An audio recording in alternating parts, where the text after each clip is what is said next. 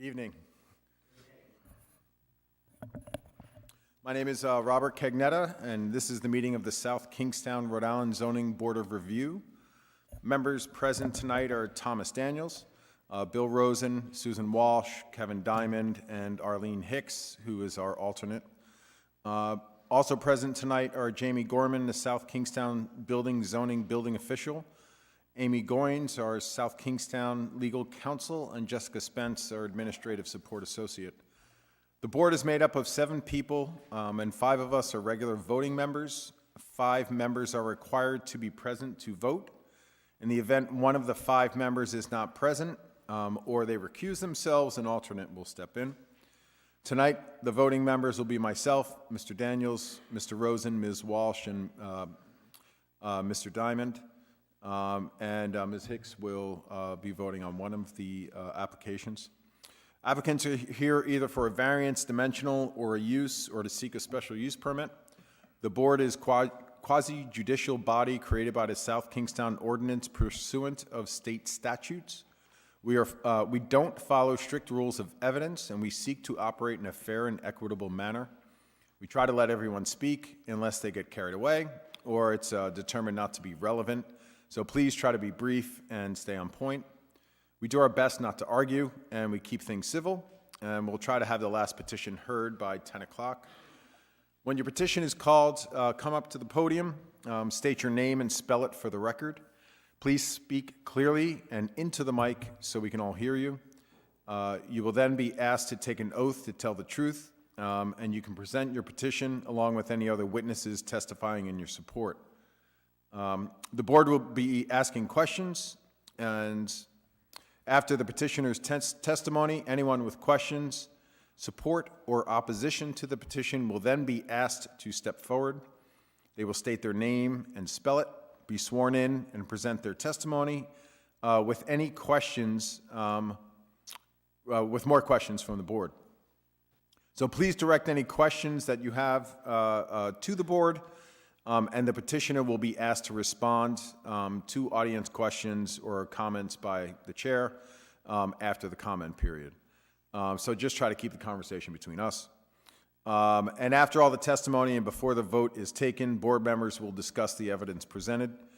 The variances and special use permits require 4 of the 5 voting members to vote in favor of the petition for the granting of the requested relief. We ask a lot of questions, and it's for good reason. We cannot just grant anything we choose. There are rules to follow per the South Kingstown Ordinance. So you must give us testimony to support certain facts to allow your request to be approved. Tonight we have dimensional variances and some special use permits on the agenda.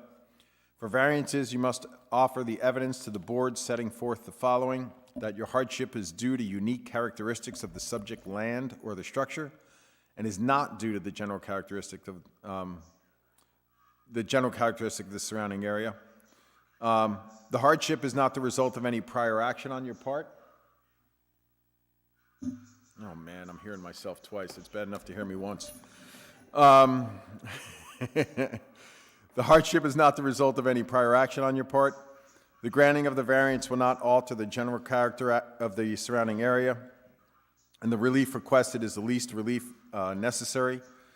You must demonstrate the hardship to be suffered if the variance is not granted will amount to more than a mere inconvenience. And for a special use permit, you must present the following: that the requested special use is specifically authorized by the zoning ordinance. So somewhere in our ordinance it has to be authorized, or we don't have the power to grant it. The requested special use is meeting all the criteria set forth in our zoning ordinance authorizing such a special use, and that the granting of the special use will not alter the general characteristic of the surrounding area or impair the purpose or intent of the zoning ordinance. I don't think there's anything that we need to discuss prior. So first, we are going to hear the continuation of the petition of Gregory Rasso and Mariana Zatos of 191B Warden Ponds Road, Wakefield, Rhode Island, 02879 for a dimensional variance under the zoning ordinance as follows: The applicant is seeking to construct a 1,070 square foot addition to the southeast side of a single-family dwelling. The proposed addition will be located 14.1 feet from the rear property line, where the required setback is 40 feet. The relief of 25.9 feet is requested. Lot size is 0.65 acres. Dimensional variance is required per the zoning ordinance, Section 207, non-conforming lots of record, building setback requirements, and Section 907 are standards of relief. The owners of the property are Gregory Rasso and Mariano Zatos for premises located at 191B Warden Ponds Road, South Kingstown, Assessors Map 61, Lot 54, and is zoned R80. For this, we have the application signed and dated October 11th, 2022. Owner authorization form, 2 pages, signed and notarized July 7th. 3 letters from a tax assessor's office dated May 23rd. Proposed building and drainage site plan, 1 page, prepared by Priscilla Balch and Associates, stamped by Jeffrey Balch, PLS, and dated December 3rd of 2021. 200-foot radius map and a butters list, legal notice, proof of certified mailings, and notarized affidavit of mailing. There was a continuation request from attorney Patrick J. Doherty, dated November 1st, 2022, and then there was a 15-page report from Pimentel Consulting dated December 12th of this year. So, good evening. Good evening, Mr. Chairman, members of the board. My name is Patrick Doherty from Doherty and Associates Law, Inc. in Narragansett, with offices at 887 Boston Neck Road. First off, I want to thank you for granting the request for the continuance last month. My clients were out of the town and were unavailable to attend, so I do appreciate the discretion. I thank you for the summation of the requested relief. I would like to call the architect for the proposed project, Frank Karpowitz, and I also have 3 pages that I think would be helpful in hearing Mr. Karpowitz's testimony that I'd like to hand out to the board right now. And Sure. I, You could individually? start down there, it's fine.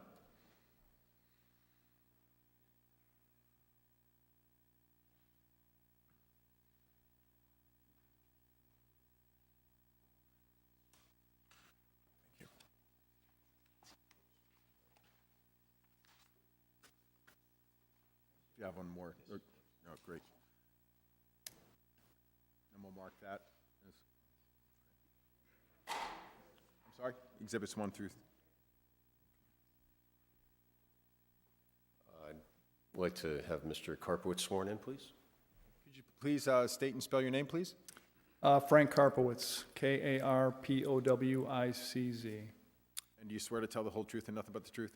I do, I swear. Excellent.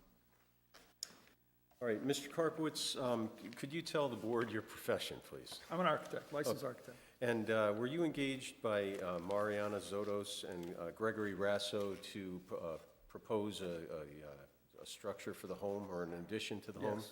Yep. All right. And Mr. Karpowitz, I've handed the board what's been marked as Exhibit 1, and the first page shows an elevation. Could you explain what you were doing in terms of modification of the structure on site? Yeah, that first page is the elevation. It's more or less facing south, but the left structure is the existing structure. The middle portion is that entryway, which will also serve as a stair up to the 2nd floor. And the right side is the garage with a studio above it. And to the far right is an open, non-covered deck, which is accessed by an exterior stair. Mr. Karpowitz, it appears that this is from the drawing itself, just on the elevation, it looks like a fairly substantial structure. Could you tell the board what the square footage is of the total building once it's built, if it was given permission to by virtue of the granting of the variance? Yeah, the additional footprint is about 1,000 square feet. So the total structure is going to be less than 2,000 heated conditioned square feet. So Pretty modest total. Okay, so that's the point I was getting, fairly modest size. And could you tell the board what some of the physical constraints were that you were working with with regard to the property and the existing structure? Yeah, as you can see on that site plan, the most, I think, unique characteristic of this site is the existing building is totally, almost totally beyond the setbacks, or, you know, it's not within the buildable envelope. Old structure, built before the zoning ordinance, and it's really difficult to add on to a building that's not within the setbacks. So that was our challenge here. The other qualities of the site is you get access to the property via a easement from another property, so you can't really change the access point to the property. And of course, it's a beautiful, beautiful piece of land right on the pond. And we didn't think it was appropriate to put one of the requirements of the program, the garage, on the waterfront, which would have been maybe less of a request if it was more towards the middle of the property, but it really didn't work to maintain the views that exist right now on that property. So is it fair to say that in designing the proposed addition to the building, that you took into consideration the unique characteristics of the subject land and the existing structure? Yes, And you worked around those to minimize the relief that would be necessary? correct, yes. All right. Now, with regard to your opinion as an architect, we're here seeking just rear yard setback relief. In your opinion, did you design the proposed addition so that it would be the least relief necessary? Yes. And then regarding the site plan, or actually the building layout, I'm going to divert your attention to the first floor plan. I noted that the size of the garage has 2 cars in it, and it's almost close to the size of the living area that's in the existing structure. Is that fair to say? Yeah, it's very close. Yeah, it's a very small existing building. And with regard to this garage, this isn't a super garage that's designed. It's fairly modest as well? It's correct. It's kind of what we start a garage out at 24 by 24. Some are bigger, some are smaller, but that's a pretty standard garage size. So the pictures of the 2 vehicles in there pretty much adequately show the minimization of space around them? Yes, yep. Now, I'm going to direct your attention to the second floor plan, which is the 3rd sheet that I handed the board. Could you just detail some of the features that you've put into this? The bedroom is, again, in the existing structure up on the 2nd floor. We're going to raise the roof a little bit. Right now, there's not a whole lot of headroom up there, but we'll have more headroom in the design solution here. So that's the principal suite facing the water with the great view. That middle section is, again, the stair to go down. You cross the middle section, and there's a studio, a big flex room for arts and other office type of activities. Now, with regard to the design that you proposed for the construction of the addition, is it your opinion that the design and the placement of the addition on the existing structure would not alter the general characteristics of the surrounding area from an architectural perspective? No. It's not your opinion? or- No, my opinion is that it's not going to alter the general, I think the solution is probably the best solution for this particular property. So would it be your opinion, or would you agree that the construction of this proposed addition in the existing footprint that we're seeking relief for would not alter the general characteristics of the surrounding area? Yes. Okay. Yes. Thank you. If you have any questions, Mr. Karpowitz, I turn them over to you. Thank you. I just have a question about the plan submitted. So what are the blue dots what are the blue flags? You're going to have Jeff? Oh, yes, I Bulge have the surveyor. Okay, coming up. okay. So, so the other question would be the setbacks is identified by there's really no building. There's a little bit of the addition inside the setback, that's about it. Everything, there's no structure really that exists inside those setbacks as. Correct. Yeah, we're trying to marry up to that existing building, and it's all already out there, so Yep. that's where we're at. And for the board's edification too, I have Jeff Balch, the person who surveyed and laid out and created the site plan here to testify next, as well as Mr. Edward Pimentel, a planning and zoning official and expert for testimony. Okay, yeah, great. Board members, any questions? Yes. The setback that relief that you're getting, it's going to be next to the Scout property, is that correct? Yes, that's correct. And where is that on this first page of Exhibit 1? Which side of this picture is that setback on? The first page, it's the other side of the house. So this, if you want to call, well, this is the south side, but the property is on the north side, The property Boy Scout property. Yeah, where the Scouts is on the north side.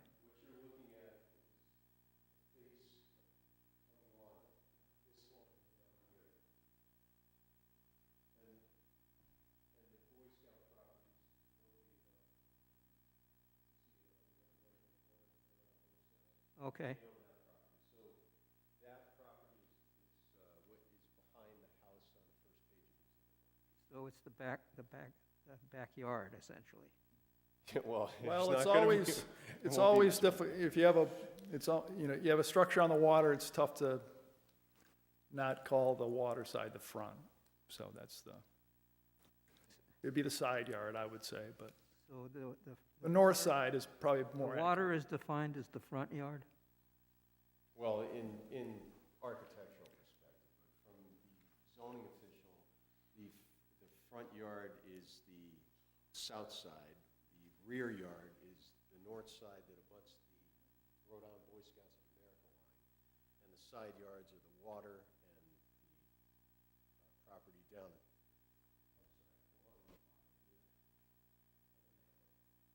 Okay, thank you. Correct, Mr. Gorman? That's correct. Okay. Thank you, Mr. Rosen. Board members, any other questions? Ms. Walsh? Chairman? Yep. This is just for my clarification. I thought I read the existing, that little shed is going away when you make this addition? We have Mr. Balch who's going to be testifying about that. There will be a shed for wood-burning boiler. And then, so what you're basically doing is adding the garages and a studio above them Correct. with the storage. So, and it's, so the addition you're doing in total is larger than the house, the current house. Correct. But part of it is the deck and the garage. But we would count the storage as living space, I mean, the studio as living space, Right, yes, yeah, as part of the structure, yeah. but not the garage. Well, no, it still would count in terms of them needing the variance, the entirety of what they're adding, be it the shed or the storage part as well as the garage part. Okay, and then I might have missed it, but I think you only have one neighbor. Yes, one Yep. neighbor that lives there, and they're located to the south over here. And actually, well, you'll see in one of the other graphs, part of the physical problems and constraints of the property is the closeness of the neighbor. There is an easement that runs right down in front of the garage, and my clients do not want to further intrude in their space and keep as much of the office as possible. You'll hear from them as well. They're here this evening. They went out and spoke to the Okay, thank you. I do have one other question, now that I remember. The neighbor's property and the property being considered here, were they originally one property? Or are they still one property? They're not one property, no, they're separate lots. I'm not sure about the history going back as far as, I have not, it's one point, it certainly were subdivided from some common property, but I'm not exactly sure how far back that is. It would require a special use permit if it was one property, correct? Yeah, if there were more than one house on the property. Right. So this must be two separate properties at this time. They most certainly. Okay. All right, any other board members' questions to this witness? Thank you. I'm sorry. I do have a Yep, I'm question, sorry, but I looked away before. I'm not sure if this went on or didn't. Yep, It's on. you're good. okay.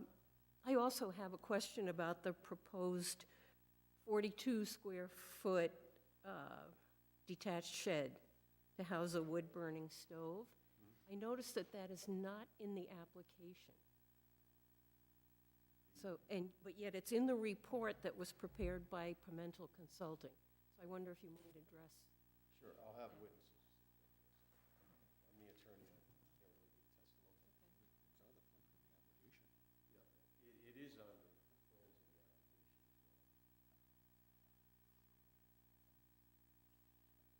Okay, but it sounds like we're going to hear about that in a little bit. Thank you.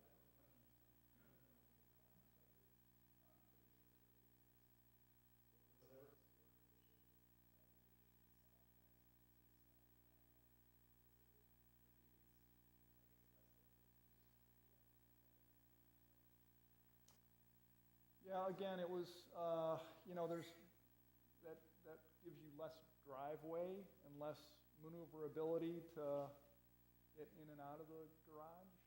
So that's, and at that lower level, you don't really need a view.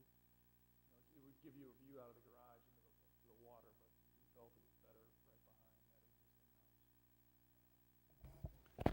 Site plan is misleading because it's a very small site. It's a very, very small site. There's not a lot of turnaround.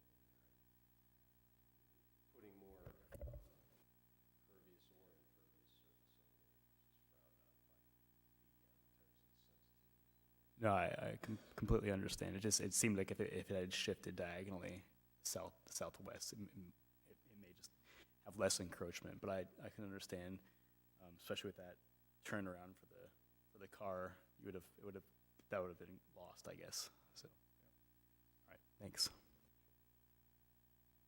Board members, any other questions? No? Okay, thank you. At this point, I'd like to call Jeffrey Balch of Frisella Balch, please.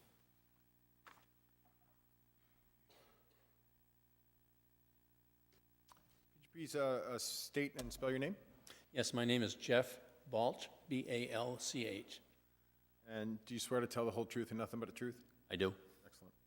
Go ahead, Mr. Balch. Thank you.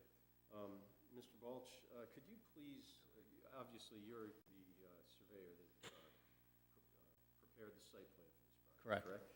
Could you explain to the board some of the constraints of the property and the existing structure that you had to work around in order to try and site something?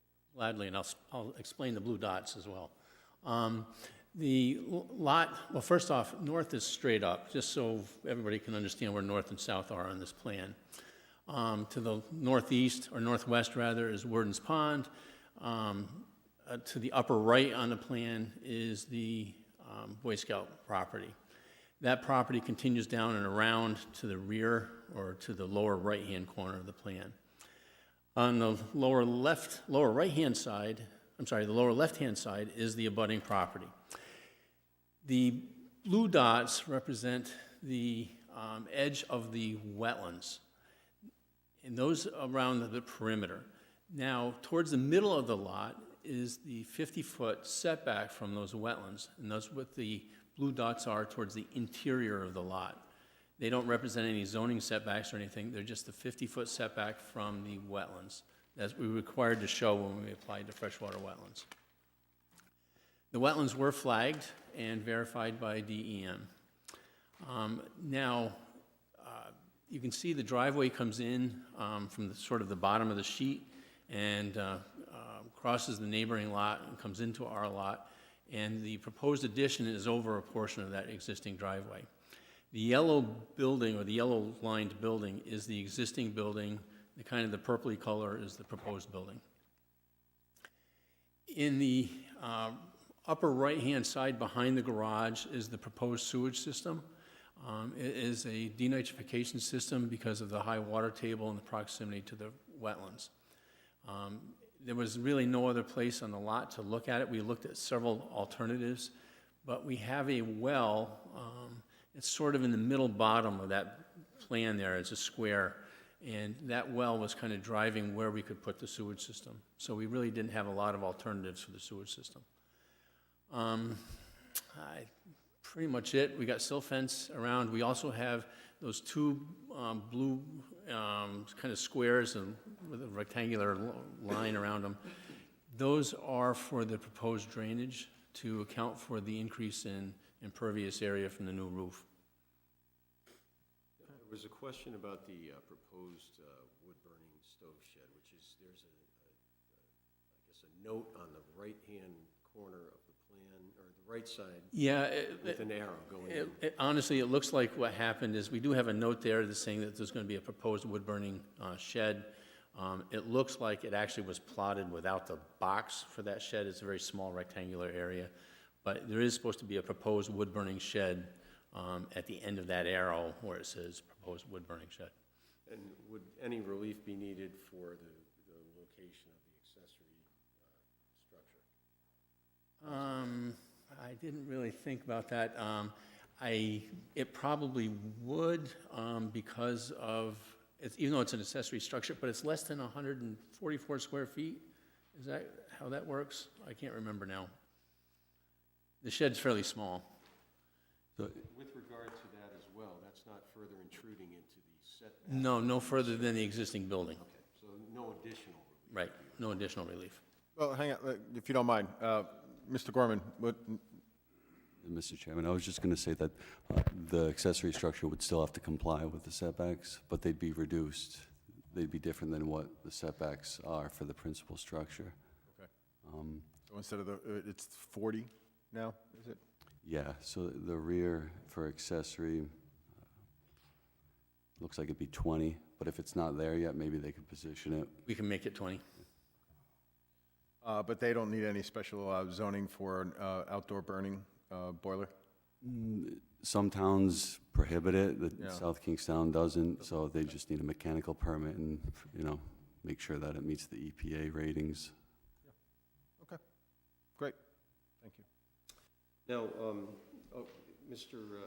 Balch, with respect to the design or the layout of the footprint of the proposed addition to the structure, were you guided by any instruction from the owner to design something more to get more financial gain out of it? No, everything was, they were trying to do the minimum necessary to get a garage and that little breezeway, which is that middle rectangular area on the plan. And with regard to the proposed driveway area and the placement of the addition, does that allow sufficient room for turnaround and for safety provisions? It does. And I noticed that on both sides of that, you had located some rain gardens as Correct. well. Is that due to the physical constraints of the drainage of the property requiring such a? No, it's actually required because in the town of South Kingstown, we have to meet certain stormwater requirements, as does DEM. So we had to design for the increase in the roof area, the increased runoff from the roof area. So those are those two rain gardens. But they're rain gardens because of the high water table. Okay. Are there any other characteristics of the property and the constraints of the existing structure that we haven't gone over yet? No, I mean, they've done what they can to minimize the deck. The garage, it's a fairly standard sized garage. It's not a big building. The existing building's actually quite small. Okay. And did you work with Mr. Karpowitz to minimize the relief that would be requested by the design and placement of the structure? We did. Okay. And in your opinion, is the requested rear side yard setback relief being requested through the application the least minimum necessary? Yeah, especially given what the site constraints are. Okay. In your opinion, does this site plan, with the placement of the structure and the addition, have any negative impact on the surrounding characteristics of the area? No. Okay. And do you feel that this would, if the relief were not granted, that it would amount to more than a mere inconvenience to the owners if they were unable to build the structure? Yeah, I mean, it's pretty customary to have garages at this point on property, so if you can't get a garage, it's more than a mere inconvenience. Well, I thank you for your testimony. I turn over to the board for additional. Thank you. Board members, questions of this witness? Thank you, Mr. Chairman. Yes, sir. Question that you've defined the blue dots for the chairman, and they indicate the buffer, is that correct, of the wetland? Yeah, at the time, yes, the wetlands regs have changed since then, but yes. Okay. And I noticed that that line goes through the proposed structure. Is it fair to say that the proposed structure is somewhat in the wetlands? It is, not in the wetlands, but it's in the perimeter of the wetlands. So the actual biological edge is the outside dotted line, the one that's further out from the building. I need you to clarify that for Okay. me. You see there's two sets of blue dotted lines. Yes. There's a set of blue dotted lines that are more or less following the outside of the property, Okay. okay? That is the wetland edge, the biological wetland edge, okay? The interior towards the center of the property is another set of dotted lines, and they represent 50 feet from the biological wetland edge, okay? So that dotted line, yes, the proposed building is within the 50-foot perimeter.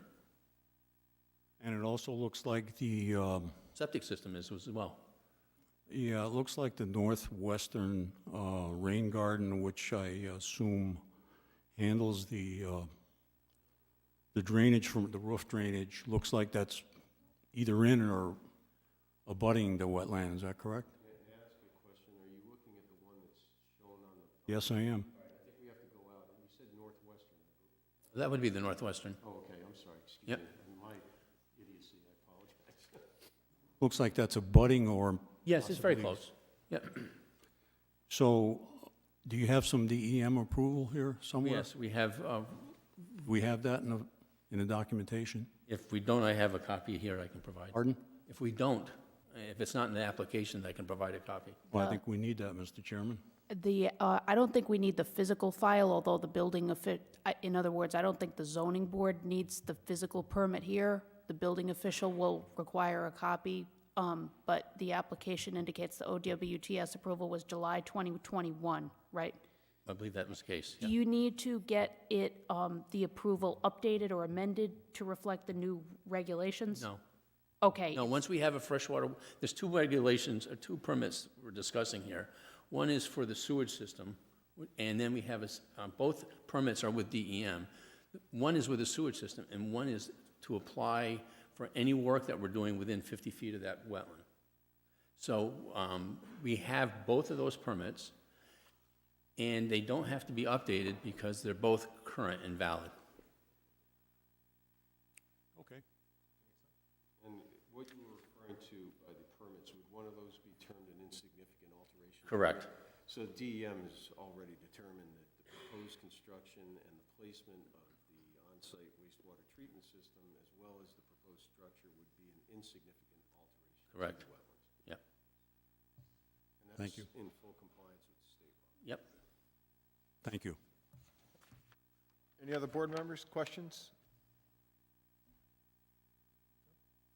Okay, thank you. Okay, thank you. Thank you, Mr. Chairman.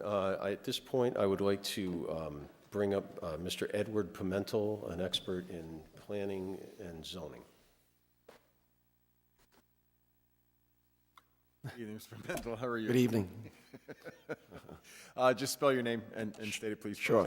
It's Edward Pimentel, that's P as in Paul, I-M-E-N-T-E-L. Yes, I know Wayne Pimentel, but we're not related. Excellent, thank you very much. I've been here before, so yes, you will, I will. yes. Mr. Chairman, I could belabor the process by asking Mr. Pimentel question by question. He's very seasoned and knowledgeable about this. If it, for purposes of minimizing the taking up of the board's time, I'd like to just allow him to give a narrative testimony, if that would be all right. That would be great. Thank you very much. Excuse my voice, it's my third night out, so I think I'm starting to lose it. So the design team did its best to try to come up with different alternatives because it's It's incumbent upon us to seek the least relief necessary. It's incumbent upon us to justify this board that we can try to accomplish this either with no variances or the least amount of variances. The problem is we have a pre-existing residential structure that's already situated almost entirely within the rear yard setback and a good portion within the side yard setback, because the front yard, as your own zoning official has already informed you, is where the access is from. So we were dealing already with a situation of pre-existing dimensional nonconformities. The other issue is that the property itself is quite substandard. It's a quarter of what you're required from an acreage perspective. If this was a compliant lot, you would have a 200 by 400 foot lot. You'd have a much larger building envelope. There probably would be some opportunity, but we have a constrained building envelope. Thirdly, we're trying to balance neighborhood compatibility. So we're trying to introduce this design, attach it to an existing house with the interior flow of that house, and try to also protect the character and the integrity of the abutting neighbor.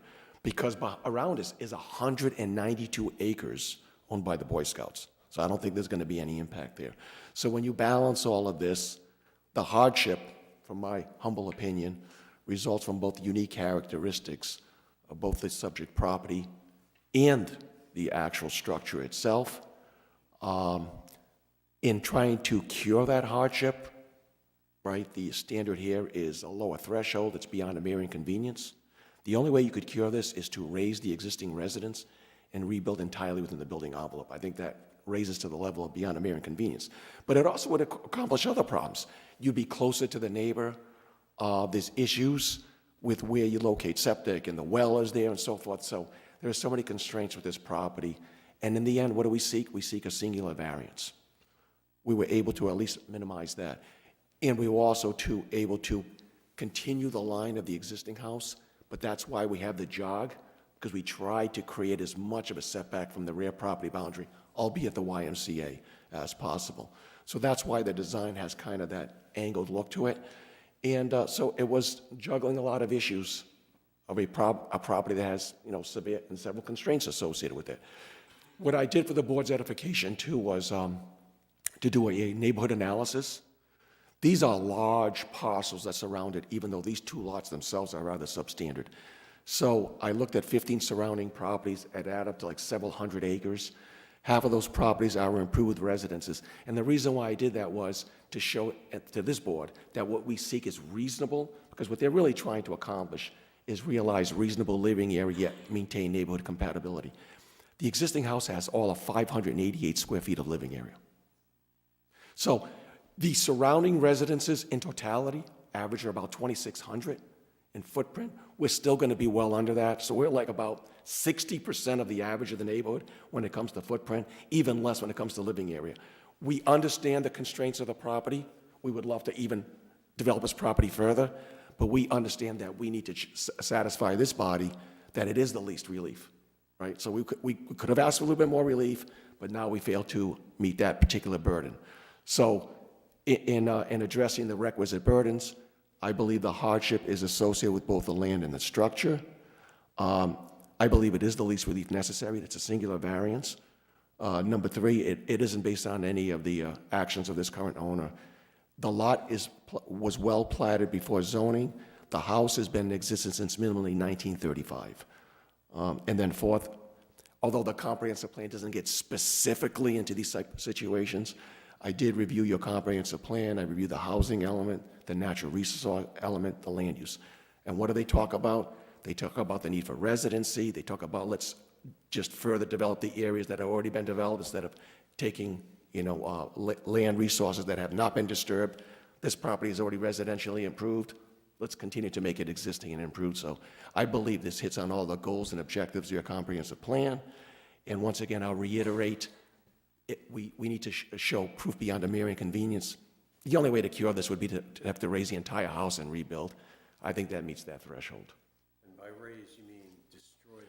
Yeah, it would be a raise and rebuild. You would completely remove the house and have to then and then if you could accommodate it within the building envelope with all the other constraints. I don't even know if that's feasible, but that would be the only way to meet that burden, and I believe so. I believe we meet the threshold. And Mr. Chairman, Chairman, I just ask that Mr. Pimentel's testimony incorporate by reference all of his report that was submitted and his neighborhood analysis as well. Absolutely. Yeah, I provided a copy of the report, the neighborhood analysis, in resume and all the folders, but in case you didn't receive it, I brought a copy of all of it again, if you need it. Do we need a copy, Jessica? You have Okay. it. Okay. No, thank you. Okay. We have it. All right, I don't know if you have any Hey, questions. right here, 1 second. Yep. Board members, any questions for this witness? Mr. Chairman, once again, I assume the house, which is nice, and I understand what you're saying about the characteristics, has it been modernized inside?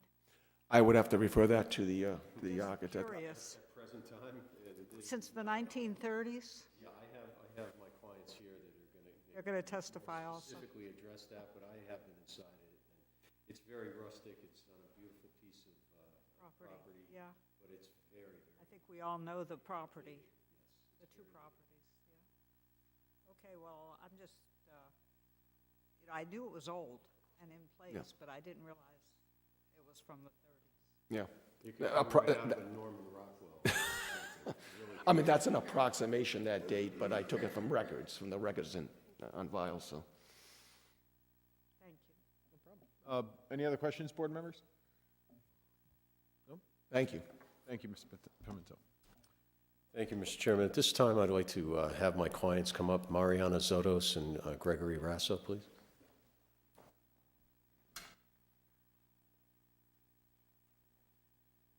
Good evening.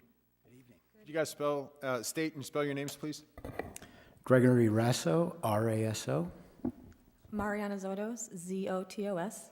And do you both swear to tell the whole truth and nothing but the truth? We do. Yes. Excellent. So go ahead, Mr. Doherty. One thing I would like to ask right on the outset, with the proposed construction that you are attempting to have the board allow for, was it your primary goal to gain greater financial advantage as a result of building this? No. Okay. And have you taken any steps that would have created the hardship that you're faced with regard to the site? Have you done anything to it other than purchase it? No. Okay. I know that you wanted to make a statement to the board. Please. Yeah, go for it. Well, we just wanted to share the, story behind us buying this property and wanting to live here and make it our full-time home. When we were dating, Greg would pass by the pond every day on his way. We have a business in town, and I didn't live down here at that time. And he would stop and take a picture and text me a picture of the pond from the boat launch in the morning and say, "Good morning," and it was, cute. And he would say my morning zen and then go into work to all the craziness. And then eventually we got married and we spent a lot of time on the pond, and we were kayaking one day, and it was a September day, and paddled by these two properties, and Greg said, "I would live in either of those two houses." And that was a Sunday, and on that Monday, there was a for sale sign at the end of the driveway. And so he called me super excited, and we knew we had to go for it. I have, my sister had moved down to Nashville, and she just moved back up here. I have a 2-year-old nephew, and I just picture him growing up, near the pond, playing with it. So it's just really, we're just trying to be able to have a place where we can live and enjoy this place and make our way into work every day, right down the road here, and that's it. And have you reached out to the neighbors that are to the south? Oh, yeah. Our neighbors are really lovely, and so I'm excited. I have some new friends, and we actually sat down with them this past weekend just to check in with them, and they just want to make sure that when everything is said and done, that their easement, that their driveway that we have to pass through will be restored to before the construction, so. That's going to test the relationship more than anything. Yes, but so far, I hang out with them sometimes, in the afternoon and stuff. They're really lovely, Mo and Ray, and they're supportive. They were very excited to have new neighbors. So to answer someone's question about that, the family that owned it before was just using it as a camp cabin, so nothing had been. No, so like Mo and Ray, our new neighbors there, they're very excited to have full-time neighbors coming in. well, I mean, we have not been now driving back and forth every day yet, so well, hopefully that still works out for them. But they were excited to have us be full-time neighbors, but the house hasn't been brought up to anything. It's the people that were using it came and treated it like a camp cabin, which, as you can imagine, there was a lot of beds everywhere, basically, but nothing brought up to date.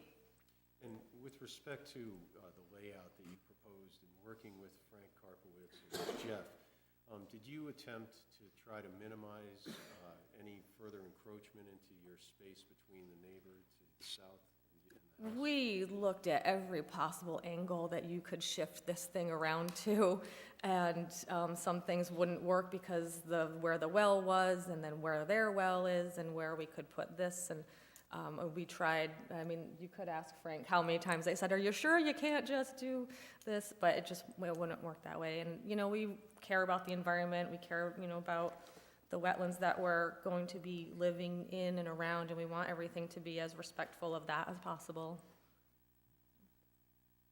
And do you always speak for Greg? I was just asking if he has anything he wants to add. No, she speaks better than me, so. But it's been a lifelong dream of mine to live on a pond, and it's just been something that I've dreamed of my whole life, so it seems like I wished it true, and it came true, so hopefully everything works out. Board members, any questions of the applicants? Ms. Walsh? So you have one bedroom now in the house, and are you planning to put additional ones in? I think that the system was planned for 3-bedroom house. We're not really planning to put additional bedrooms. I'd like for my sister and her family to be able to stay over at times. I do mosaic and stained glass artwork when I'm not at actually work. My large... Studio's important. Yeah, so that space was planned to be a studio that could be converted, for my family members to stay if they needed to stay over, something like that. Anything else?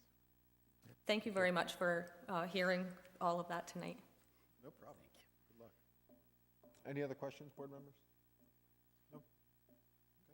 That concludes our presentation. Mr. Chairman, I believe that we've shown evidence and put into the record of each and every of the criteria for the granting of the relief. I believe that the lot and the constraints that are inherent thereon have shown that this is the least relief necessary. It's only a single dimensional variance. It is in one thing in the rear side yard.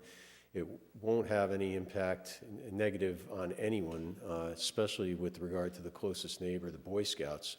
And I think it's significant that DEM, who is also someone who is entitled to notification under this application, they've already approved 2 permits for the siting of the house within the perimeter of the wetland and the placement of the on-site wastewater treatment system. And I think that speaks loudly as to the support that this application has gained outside of this board. My clients have reached out to the neighbors. They want to be good neighbors with them, and they've done whatever they could to minimize any kind of intrusion into the existing separations that are there between the 2 properties. And having been out there myself too, it is a very, very small site. Site plans, I know you look at a ton of them. They can be deceiving when you look at the square footage on the ground versus what's on a piece of paper or up on a screen. So I would ask that the board look favorably upon this. As far as I'm aware, I've checked, with the zoning official. I have heard of no negative inquiries thus far and no negative comments. If there had been, we certainly would have reached out to them, but we don't want to surprise anyone with what is being sought here. Well, there's only one other chance, so right after you... Of course, yeah. Can you tell my nervousness here? Okay. Thank you. Well, thank you, Mr. Doherty. Any questions of Mr. Doherty before he steps down? No? Okay. Thank you. And the only thing that, if there are negative comments, I'd like to reserve to come up and address. Absolutely, yeah, no. Thank you. No, Thank you very much. We're not cutting you off permanently. Is there anyone out there that wants to speak in behalf of this petition? For or against? No? Okay, see, you're in luck. Okay, board members, any thoughts about this? It seems very thoughtful, reasonable, a lot of constraints between the well and the OWTS, the existing house. Seems like that they had to maneuver through a whole variety of issues. Yeah, I went out there. It took me a while to find it. It's way back in the woods. And there's a sign out front that says, "Do not enter." And you did. And I did. And it is a very small lot. I agree. And it seems like what they're proposing is the least relief necessary. It doesn't seem unreasonable to put a two-car garage on a building, No. that location, that size. Well, being out there in the woods, there are two people, and they're gonna need two cars, I think. I mean, it's not walking. Not to town, No. that's for sure. Any other board members? Comments? No issues, Mr. Chairman. No? Anyone like to make a motion? You want me to go? Okay.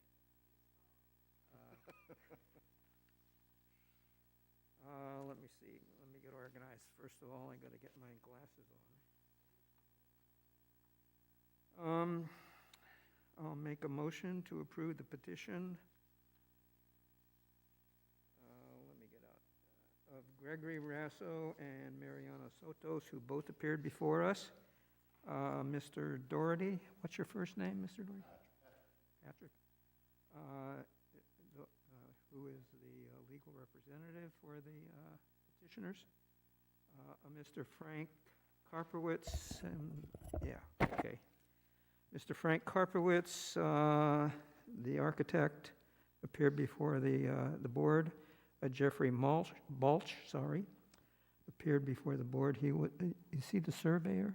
Yes. Yeah. And Mr. Ed Pimentel, who prepared a very, very lengthy report for us, appeared before the board as well. There was no opposition or people who spoke for the petitioners. We heard about the neighbors being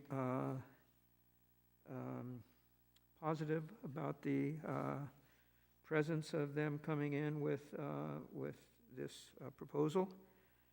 And as a consequence, I should say the chairman has already put before the board the actual language of the petition itself.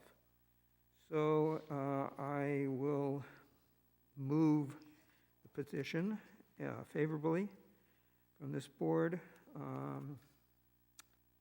and state that, and read the usual statement that I have to make. The board finds that the hardship from which the applicant seeks relief is due to the unique characteristics of the subject land and structure and not the general characteristics of the surrounding area, and is not due to a physical or economic disability of the applicant. The reason for this is that the proposed structure they're putting in, which is in addition to the existing household, will be mainly a garage with a studio over it and a shed or which will be right next to it with a porch or a porch above it so that they can enjoy their property. And it all seems very, very reasonable to give them the minor dimensional variance that's involved here, which is to the rear of the property and next to the Boy Scout land, which is a much larger piece of land. The board finds that the hardship is not the result of any prior action of the applicant and does not result primarily from the desire of the applicant to realize greater financial gain. They're going to live there. I presume they're living there now. Is that correct?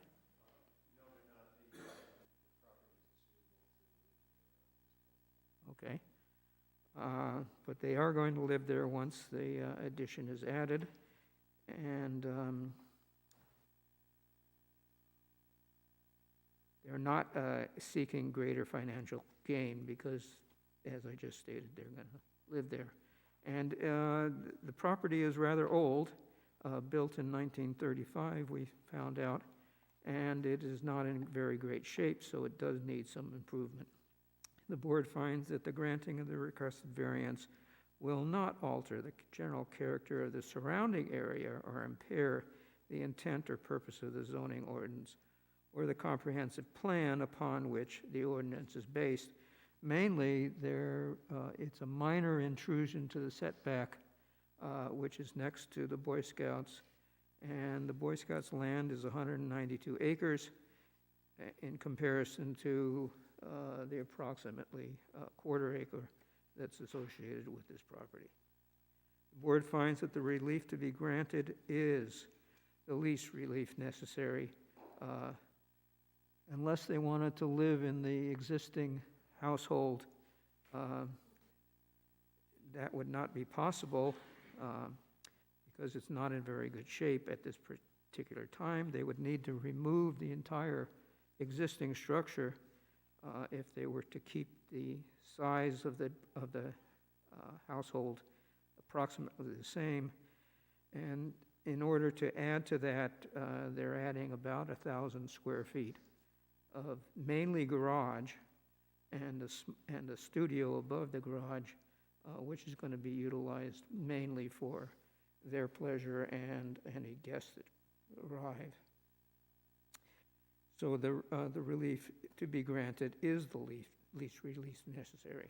The board finds that the hardship suffered by the owner of the subject property, if the dimensional variance is not granted, amounts to more than a mere inconvenience. Inconvenience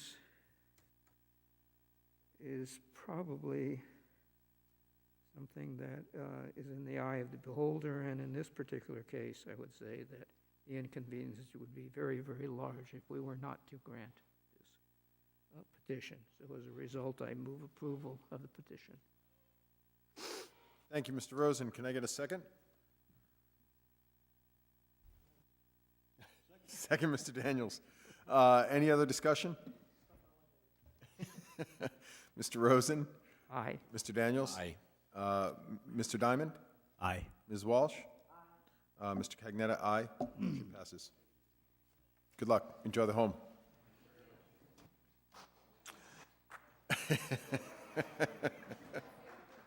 Wow, that's the first. Yeah, I know. Did something right. That's it. It's the Christmas spirit. Next, we have the continuation of the petition of Wayne P. and Carolyn Gilligan of 13 Hathaway Lane, Wakefield, Rhode Island, 02879 for a dimensional variance under the zoning ordinance as follows. The applicant is seeking to construct a 9-foot by 17-foot addition on the north side of the single-family dwelling. The addition will be located 19 feet from the property line. The required front yard setback is 25 feet, so a relief of 6 feet is requested. Lot size is 0.32 acres. Dimensional variance is required per the zoning ordinance, section 401. Scheduled dimensional regulations, and section 907 are standards of relief. The owners of the property of Wayne and Carolyn Gilligan for the premises located at 13 Hathaway Lane, South Kingstown. Assessors map 48-2, lot 24, and is zoned R10. And for this, we have the application signed and dated October 13th. Owner authorization signed and notarized October 12th. Proposed and current site condition, 2 pages, the north elevation 1 page. 200-foot radius map and a butters list, legal notice, proof of certified mailings, and notarized affidavit of the mailing, and the correspondence from Mr. Steve Henry of 19 Hathaway Lane. And you are, sir? Good evening. Good evening. I am Wayne Gilligan. I am joint owner with my wife Carolyn of the home in question. Okay, could you spell your name I'm for us, sorry, please? sorry. The home is at Hathaway. Spell your name for us, please. Oh, I'm sorry. Yes, you did Okay. ask for that. Gilligan, Gilligan. And do you swear to tell the whole truth and nothing but the truth? Yes, sir, I do. So before you get started, we do have one recusal from Ms. Walsh.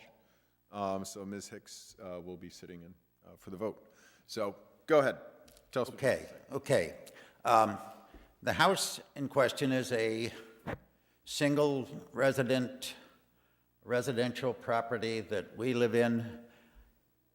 The request is for a small addition on the bottom of about 145 square feet in order to expand a current bedroom that ends up being an office right now because it isn't big enough to be a bedroom on the first floor, so that if we get old enough and can't climb the 1880 stairs to the top, we can at least get in the front door and go to the bedroom that's there. This addition is on the east or the north side of the building. The front of the building does not currently meet the setback conditions. The front of the building facing east is about 14 and a half feet from the property line. The addition is actually set back another 6 feet, so it's about 20 feet from the property line, neither of which makes the 25-foot step back that is required by regulations and zoning requirements here. Can't think of anything else. I humbly apologize. I didn't have all the maps and stuff that you just went through. Oh, we're going to put you through the ringer, so just be prepared. No, I'm kidding. Okay. No, you're fine. So why not on the other side of the building? Why this? Well, the primary reason, sir, again, it is a 140-plus-year-old building. The other side, to add it on, would mean we would have to, in one place, disrupt the entire kitchen and move it out so that you could go out through. If I came up towards the front of the building, there is a Bilco door that was added on sometime, that gets us down into the basement so that they can get in to take care of the furnace and any of the other mechanical and electrical devices that feed the house. Yep. This is an addition to an existing room, and that's the primary reason why I designed this thing to be on the north side of the property. And this house is pretty well tucked in the corner. It is tucked in the corner of the lot, yes, sir. And is there any reason that it's in that corner, or is it just that's where they decided to build it? I don't know who decided that in 1878 or 9 when they said, let's build this. So there aren't any like rock features or grades that No, are sir, preventing- nothing of that way. Right. But it's just where they built it. That's the way they built it, yes, sir. And this is the best place, I mean, for you guys to enjoy the home, you're looking to expand that one room out. We truly do. and this is We the are not lease native Rhode Islanders, but we love it here, and so that works very well for us. Is this the least you need, like you're not, you can't use 2 feet, 9 feet is the least you need? Yeah. The dimension inside, in order to expand this straight out, I cut it back to get us back as far as would be reasonable on the interior and still be able to utilize this as a resident bedroom. The other bonus is there is a relatively small but full bathroom downstairs, and we are just including on the inside a door that will allow us access to, and that's another reason why it's on that particular spot within this house. And that's a full bathroom right next to it, right near it? Yes, it is, sir. Okay. Board members, any questions of the applicant? Okay. Thank you, sir. All right, thank you. Don't, Wait, Mr. Rosen? don't go away. You're saying the setback has to be from the front property line? Yes, sir. Where is the front of the house? It's on Hathaway Avenue, right? No, wait a second. No. Just answer my question, please. Hathaway Avenue runs into, there are 2 houses there on Hathaway Avenue. One, There are 5 houses on Hathaway Lane. okay, I didn't go all the way down. The front of the property is defined as where the front door comes out? No, sir. It's, Where the front door comes out, yes, sir. And come down right. but you're building on the north side, My building is on the and where you're putting the addition, you're, northeast side of the property. right. And there is a property line right there that is about, what, 14 feet from the edge of the proposed addition? Yes, sir. Yeah. Is that the 14 feet? That is the 14 feet setback that exists. I am stepping it back another 5.5 feet to make it a total of 20 feet even step back from the property line, but 25 is, as you know, The front property line or the side property line? Which one? Both? Oh, okay, I got you. I was thinking about this as the front of the property was to the north, but you're saying it's to the east? Yeah. Okay, got it. Board members, any other questions? Okay, you all set. Thank you. Anyone out there want to speak on behalf of this petition, for or against? Nope? Okay. Any other comments from board members? Seems pretty straightforward. Okay. Mr. Diamond, you going to make a motion? Okay. Mr. Daniels, I put you on the spot. You looked at me, you looked confident for me. Thank you, Mr. Chairman. Yes, sir. It's a motion to approve the petition of Wayne and Carolyn Gilligan, 13 Hathaway Lane. Property is located at the same address. And this is Assessor's Map 48-2, Lot 24, and it's zoned R10. The application has been read into the record by the chairman. The documents entered into the record have been identified by the chairman. And Mr. Gilligan spoke for himself. He is seeking a relief of 6 feet on the north side of the property line. The front yard setback is 25 feet. And the purpose of the request for dimensional variance is to add an addition that will allow him to increase the size of his existing bedroom and provide a little more living space to the existing dwelling.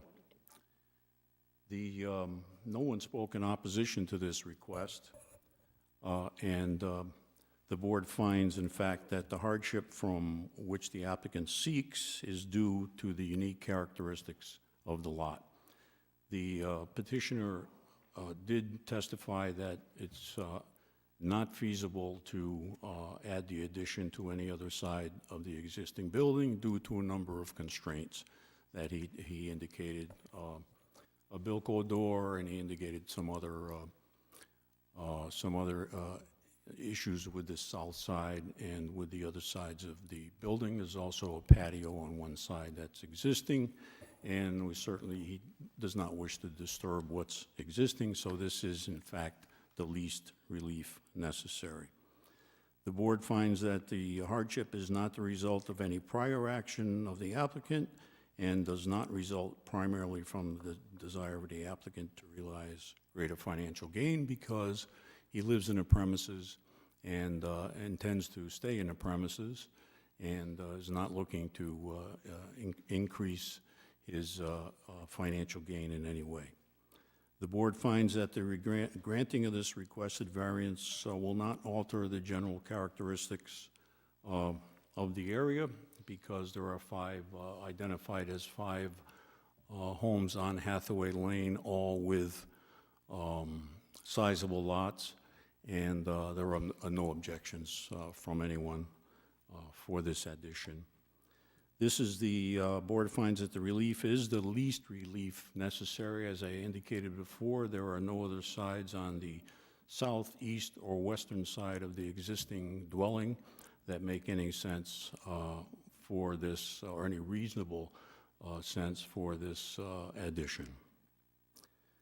The hardship suffered by the owner of the subject property, if the dimensional variance is not granted, amounts to more than a mere inconvenience because, once again, The applicant desires a larger bedroom, and quality of life means that this addition will certainly accommodate their needs. And with that, I move passage. Excellent, thank you, Mr. Daniels. Can I get a second? Second by Mr. Rosen. Any other discussion? Mr. Daniels? Aye. Mr. Rosen? Aye. Mr. Diamond? Aye. Ms. Hicks? Mr. Cagnetta, aye. Motion passes. Good luck. Let's hope you don't need it for a bit. So the next petition is for the Kingston Turf Farms Realty LLC of 3720 South County Trail in West Kingston, Rhode Island, 02879, for a special use permit under the zoning ordinance as follows. The applicant is seeking to demolish the existing 782 square foot single-family dwelling and reconstruct an 1,137 square foot dwelling. This parcel of land consists of 2 single-family dwellings, rendering said lot non-conforming by use. So this is where a special permit is required for any addition, enlargement, expansion, or intensification of non-conforming use. So the lot size is 190 acres. Special use permit is required per the zoning ordinance, section 203. Special use permit for addition, enlargement, expansion, or intensification in 907 are standards of relief. The owner of the property is Kingston Turf Farms Realty LLC for premises located at 84A Barbers Pond Road, South Kingstown, South Kingstown, Assessor's Map 8, Lot 1, and is zoned R200. And for this application, we have some documents. We have the application signed and dated November 2nd. The owner authorization signed and notarized November 2nd. Floor plan, 1 page, photo, 4 pages. 200-foot radius map and a butters list, legal notice, proof of certified mailings, and notarized affidavit of mailing. Good evening. Good evening. And you are?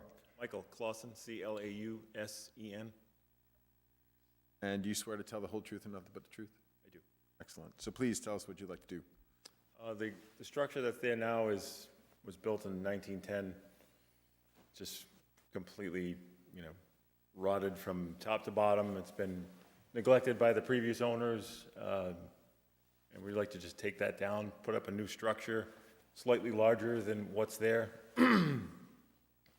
and hopefully provide housing to one of our family members. There's 4 owners of Kingston Turf Farms, and every one of them are looking for this spot. So, I'm sorry. Go ahead. Okay. So where is this in the property? Like, how deep is it in the property of the 190 acres? It's approximately off of Barbers Pond Road. It's probably 300 feet in from the road. And where's the adjacent, where's the property or the other building relative to this one? The other building, it's approximately 350 feet. I'd call it northeast. I'm actually living there myself. I just moved there. Yeah, okay. So it's not necessarily creating an intensification that's going to be noticed? No.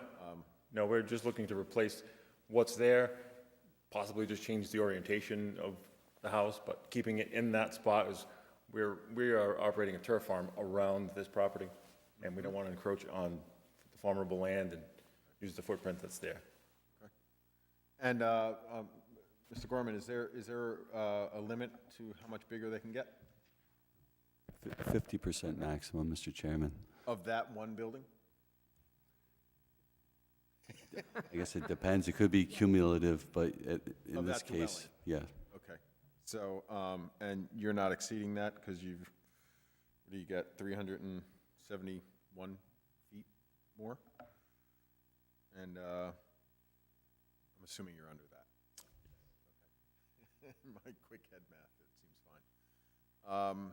Okay. Anything you want to add to it? I think that covers it. Yep. Okay. No other issues in terms of height, anything like that? No, we're going to keep it a single story as it is. Design, maybe some options there, but still working on that. And no issues of wetlands or any? No, we're issue? probably a minimum of 280 square feet from 280 feet from any wetlands. Board members, any other questions? Mr. Daniels? Thanks, Mr. Chairman. I love the satellite dish, by the way. Really, I hope you're going to retain that on the new building. Modernizes. In your drawing, your site plan here, or actually the drawing of the structure, you show septic question mark. The existing septic is not usable. We haven't picked a spot for it yet. There's room on Okay. all four sides of the property.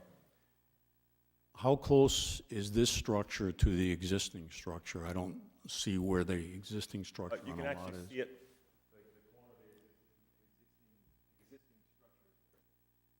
Okay, and the proposed structure is? Okay. These are storage buildings. This is a garage. That was a storage building for, must have been farm supplies at some point. Okay, so this will be obviously a two-bedroom livable structure. Is this for rental purposes or for what purposes? Rental to a family member. We've got a lot of family members amongst the four owners, and we want to keep someone that's going to take care of the property as we would. Okay, thank you. Thank you, Mr. Daniels. Any other questions, board members? Yes. Mr. Rosen, rather? Is this going to be a two-story house? No, one story. One story. Is it going to be on the footprint of the present house? We may lengthen the footprint of the house. We haven't locked down a design just yet. We're trying to stay within that design, slightly wider, maybe slightly longer. You said there's a turf farm. I noticed that there was a lot of grass and it looks like a very big front lawn. Is the front of the house going to face in that direction? Primarily, we were thinking either the direction, you could see the car.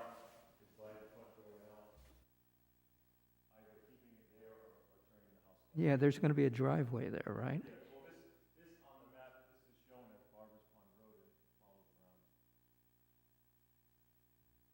Well, Barbers Pond Road is this one that goes to the, Yeah, on most of the maps, when you look, it also shows this as a continuing road, and this turns into a dirt road. right, and that's a private road, correct? Yeah. Okay.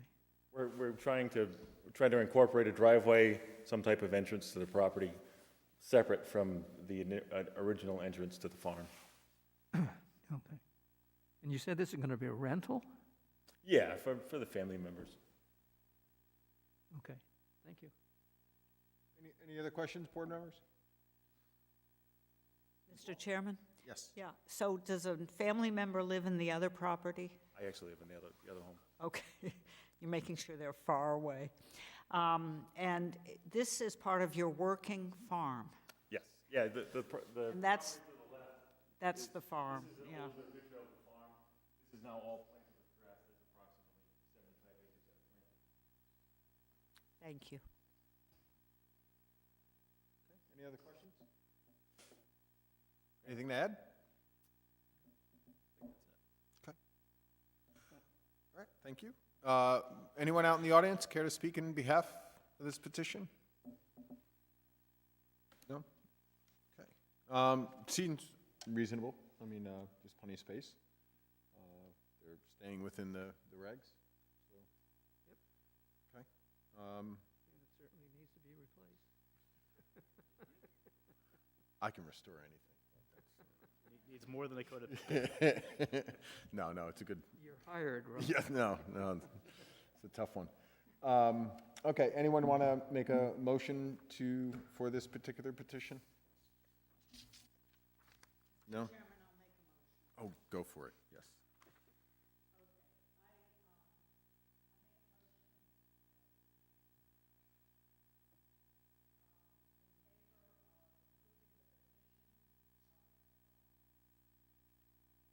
Kingston Turf Farms Realty of 3720 South County Trail, West Kingston, for a special use permit. The applicant wishes to demolish the existing single-family dwelling and replace it. The parcel of land consists of 2 single-family dwellings, making this lot non-conforming by use. So a special use permit is required by zoning ordinance, section 203, for addition, enlargement, expansion, or intensification of the land, and the 907 standards of relief. Owner of the property is Kingston Turf Farms Realty. The following individual spoke as representative of the application: Michael Clausen. No other individuals spoke in support of the request, and no individuals spoke in opposition to the request. The materials related to this petition have been entered into the record by the chairman. The board finds that the special use is specifically authorized by this ordinance because it's an enlargement of the current property. The current property will be taken down and a new building will be built. The board finds that the special use meets all of the criteria set forth in the subsection of this ordinance authorizing such special use. Because the applicant is enlarging the property, he's going to leave the property in the same general location, may change the shape a little bit, and is increasing the size of the property no more than 50%. The board finds that the granting of this special use permit will alter the general character. The granting of the special use permit will alter the general character of the surrounding area, will not, or impair the intent or purpose of this ordinance or the comprehensive plan of the town. In doing so, the board has considered whether or not satisfactory provisions and arrangements have been or will be made concerning but not limited to the ingress and egress of the lot and to existing and proposed structures, taking into account the current structures that are there, such as the business and the other residents. We're also taking into account any need for off-street parking or loading areas. There is no special need for those in this property, or concern about noise, glare, or other effects of the special use permit. We've considered trash storage, delivery areas with a referenced item in 1 and 2 above, utilities, screening and buffering. All of these are taken care of because of the size of the lot and the fact that it's a business with residences.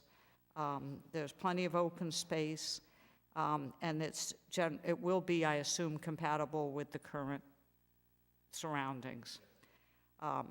And so there are no conditions subject to this petition.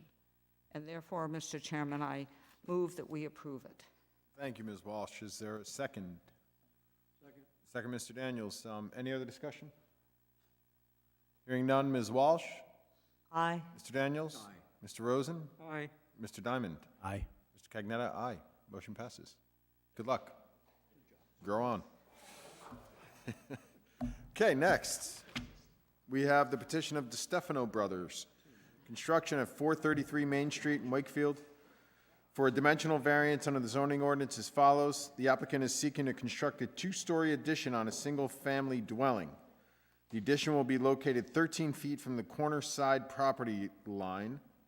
The required corner side yard setback is 40 feet. The relief of 27 is requested.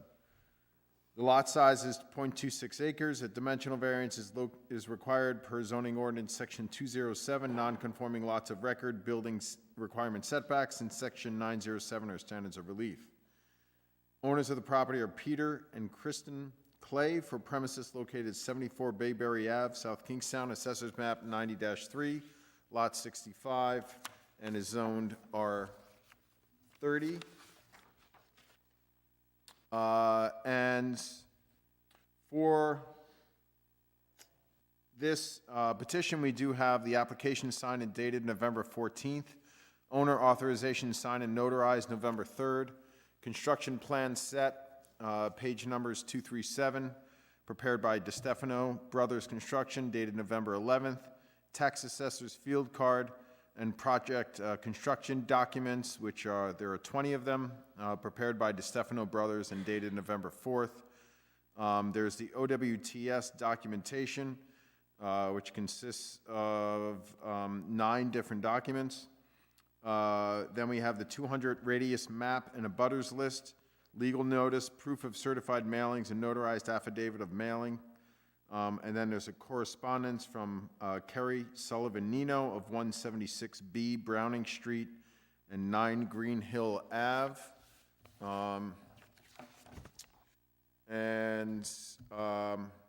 Well, I'll go over the correspondence later. You are, sir. Good evening, members of the board. Thank you for your time this evening. I'm Corey Jackson, Jackson. I'm representing Kristen and Thatcher Clay today. And you swear to tell the whole truth and nothing but the truth? I do. Go ahead, Mr. Jackson. I'm a project manager with DeStefano Brothers Construction. Okay. And we're asking for your review of a proposed 288 square foot addition to the footprint of the existing structure on the west side of the residence. It actually came as a surprise that this dimensional variance was required. There was a survey performed in 2019 in the preparation of a new OWTS system that was submitted to the DEM. That survey missed the right-of-way and didn't characterize that side of the property as a corner side lot, corner side yard rather, requiring a 40-foot setback. South Kingston Building Department identified that issue and responded to me through the portal. We hired Dowdell Engineering to perform Class 1 survey, and we worked with those prints and considered other options to achieve the addition to mitigate the existing hardships on the Clay family. As it stands now, only approximately 240 square feet of the existing structure conforms with current setbacks. Yes. I'm sorry to interrupt you. No, not at all. So this paper road, what is this lot for next to it? Like, what's its purpose? Is it meant to get to another lot? It's not passable by vehicle or anyone that doesn't like a robust hike. It's turned into a bit of a compost pile for neighboring properties along that road. And there is a history of complaints with the city for people dumping debris on that, over their fences and such. So, Mr. Gorman, like, what made this become a side yard? Like, what? It's identified as a 50-foot right-of-way, so although they don't own that property and it's overgrown, it looks like it was platted at one time and then never, offered to the town, and that the town didn't, accept it. Okay. So right now it's overgrown, but it's considered a right-of-way, which potentially could be, at some point turned into a road. To where? And so there's another set of... Do you want me to zoom out? Yeah, zoom out a little bit, just so we can get a little bit of context for this. So is this something that...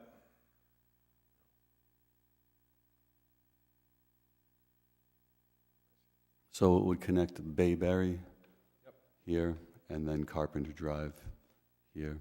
So it runs east to west. So all of those buildings, 314, 17, 39, 53, they would have two front yards? Correct. So we're asking for 27 feet of relief from that 40-foot setback. The projection of the addition off the to the west does conform with the rear yard setback. It's well within those limits, and the proposed addition would remain in plane with the sidewall of the existing structure. We're looking to do this for a number of reasons. One would be to allow the building of a straight flight of stairs to replace a narrow and awkward circular staircase, both for the infant child. She's not climbing stairs yet, but it's it will be a hazard when she does start climbing, and the Clay's aging in-laws. In addition, this addition would add 2 bedrooms to the residence to accommodate the young family, which is actively growing in number. The floor plans were designed and include a considerable amount of rework within the existing footprint. This is to maximize the utility of the home and minimize the amount of relief requested. Furthermore, the shape and size of the addition was designed in mind with the architecture of the area. I don't know if you can, Jessica, I don't know if we can, oh, sorry, Jamie, if you would mind, the exterior elevation, please. With the kind of gambrel roof, you see this a lot on Green Hill Ave. And obviously, that's kind of a stiff rendering, but, the client is undertaking considerable expense beyond this addition. The entire home will be resided with high winds, impact, storm watch windows to bring it into compliance with current building code.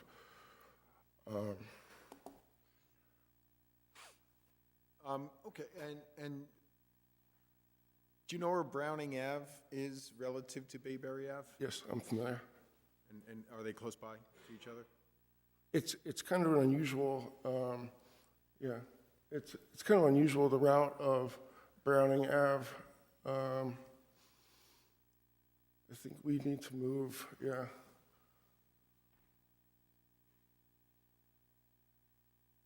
So Bayberry is on the outside.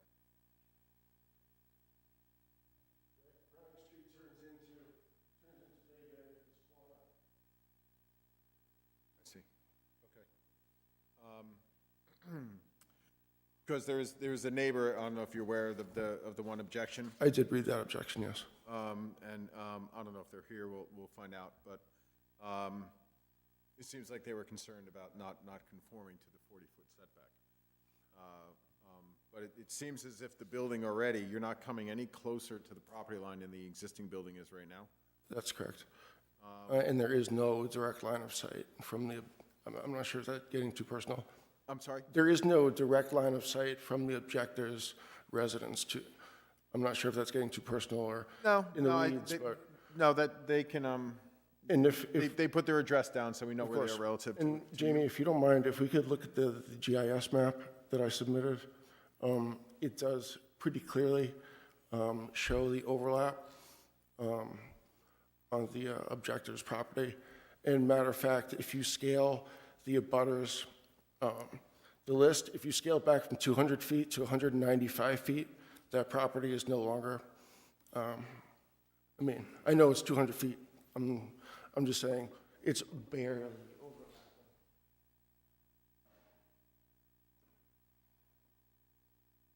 overlapping. It's that very top corner. Yes, sir. But it seems as if at least half, if not 2/3 of the building right now, or half of the building right now is, more than half is. 2/3 is non-conforming. Not in conformance. Yes, sir. Okay. We did consider shifting it to the southwest corner of the existing. There are existing deck structures that would require demolition. They're in excellent condition.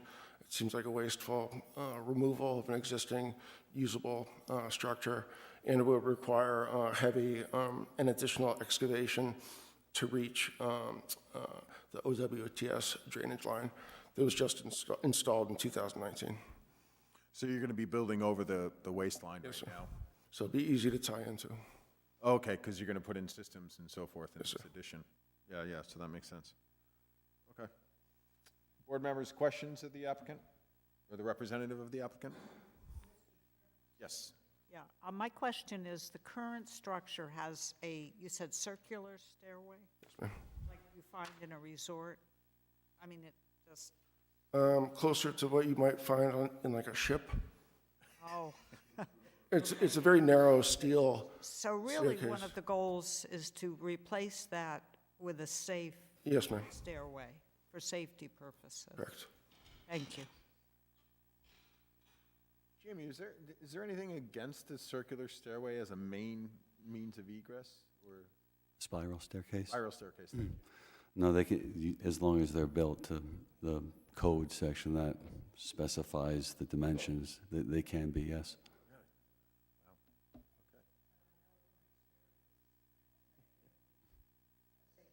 You can't even move a chair up something like that, so, yeah, I understand. Forget a toddler, yeah. Okay, thank you. Any other questions, board members? Yes. Yes, Mr. Walsh. This is going to be a two-story addition, correct? Yes, sir. There is a second story there right now, isn't there? There's currently a loft space with It's a loft, right, approximately 18-inch tall knee walls. yeah. So it's, the spiral staircase is essentially located within the gable. So you do have headroom at the landing of the spiral staircase, but you're ducking your head 3 paces from the center of the home. And it's open, it's not us, there's a futon on the floor, but it's certainly not a bedroom. And it's going to stay within the footprint of the present structure, correct? Which, The new addition is just going to be a second story. well, there is a But it's gonna 16 go by back. 18-foot addition to the west Right. face of the building. That will be a 2-story addition that will carry over the existing footprint. But the setback's going to be essentially what's there now. Precisely. Yeah, okay, thank you. So even if you weren't putting on the addition and you were going up, you'd still need the. I'd still be here today, yes. Okay, board members, any other questions of the applicant? The applicant's rep, I should say. Thank you, Mr. Jackson. Thank you. Is there anyone in the audience that wants to speak on behalf of this petition? Or in opposition? I'll read the one correspondence that we have. Dear Ms. Spence, I oppose the request for a dimensional zoning variance at 74 Bayberry Avenue, South Kingstown, Rhode Island. Please have the owners and builders preserve the character of the town by following the 40-foot setback. Thank you, Kerry Sullivan Nino of 176B Browning. Okay. So, hearing, there's no one out in the audience who wants to say anything else. Do you guys have any thoughts, questions? Seems. No questions, Mr. Chairman. I don't have any problem with the application. It seems like that they, even if they did, they couldn't stay within the 40-foot, even if they were going up where they were.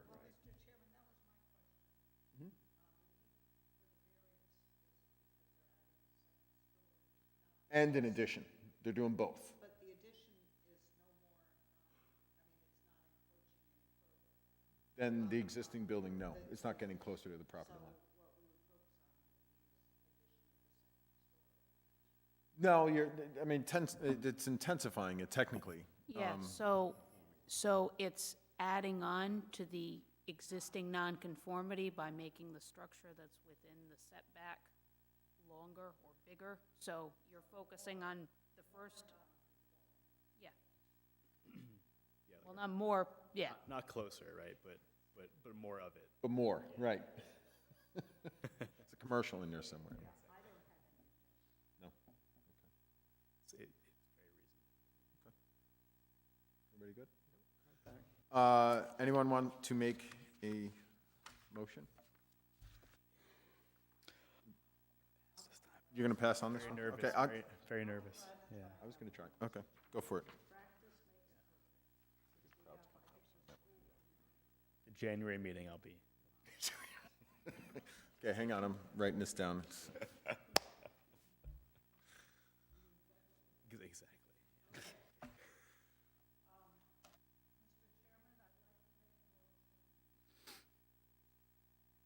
For the approval of a petition from the Stefano Brothers Construction for a dimensional variance under the zoning ordinance as follows.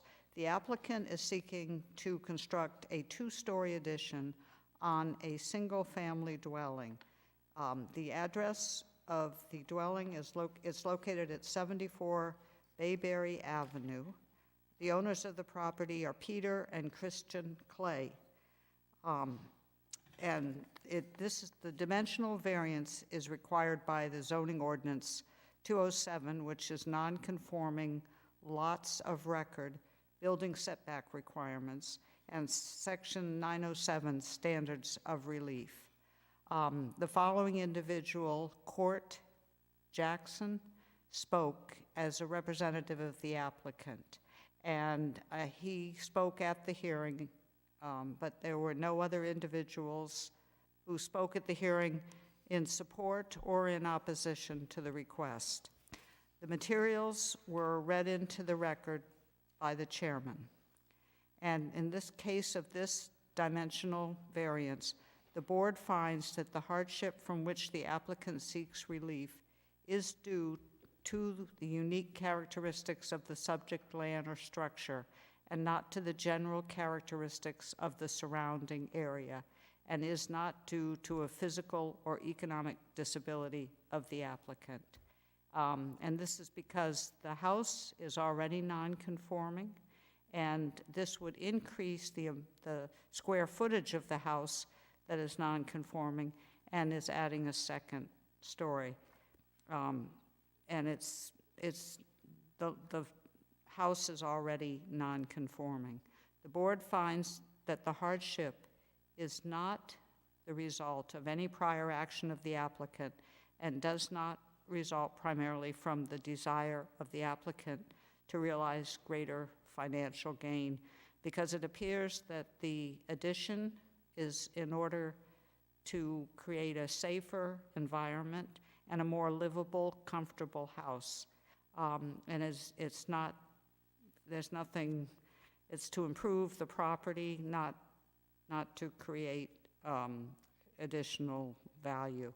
The board finds that the granting of the requested variance will not alter the general character of the surrounding area or impair the intent or purpose of the zoning ordinance or the comprehensive plan upon which the ordinance is based, because it's in line with what's in the neighborhood already, and it's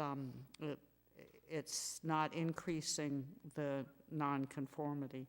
The board finds, well, of the closer to the property line, the board finds that the relief to be granted is the least relief necessary, because the owner had and the contractor had designed the house, had looked at various ways of designing the house and chose the one that was least intrusive or most in line with the current nonconformance.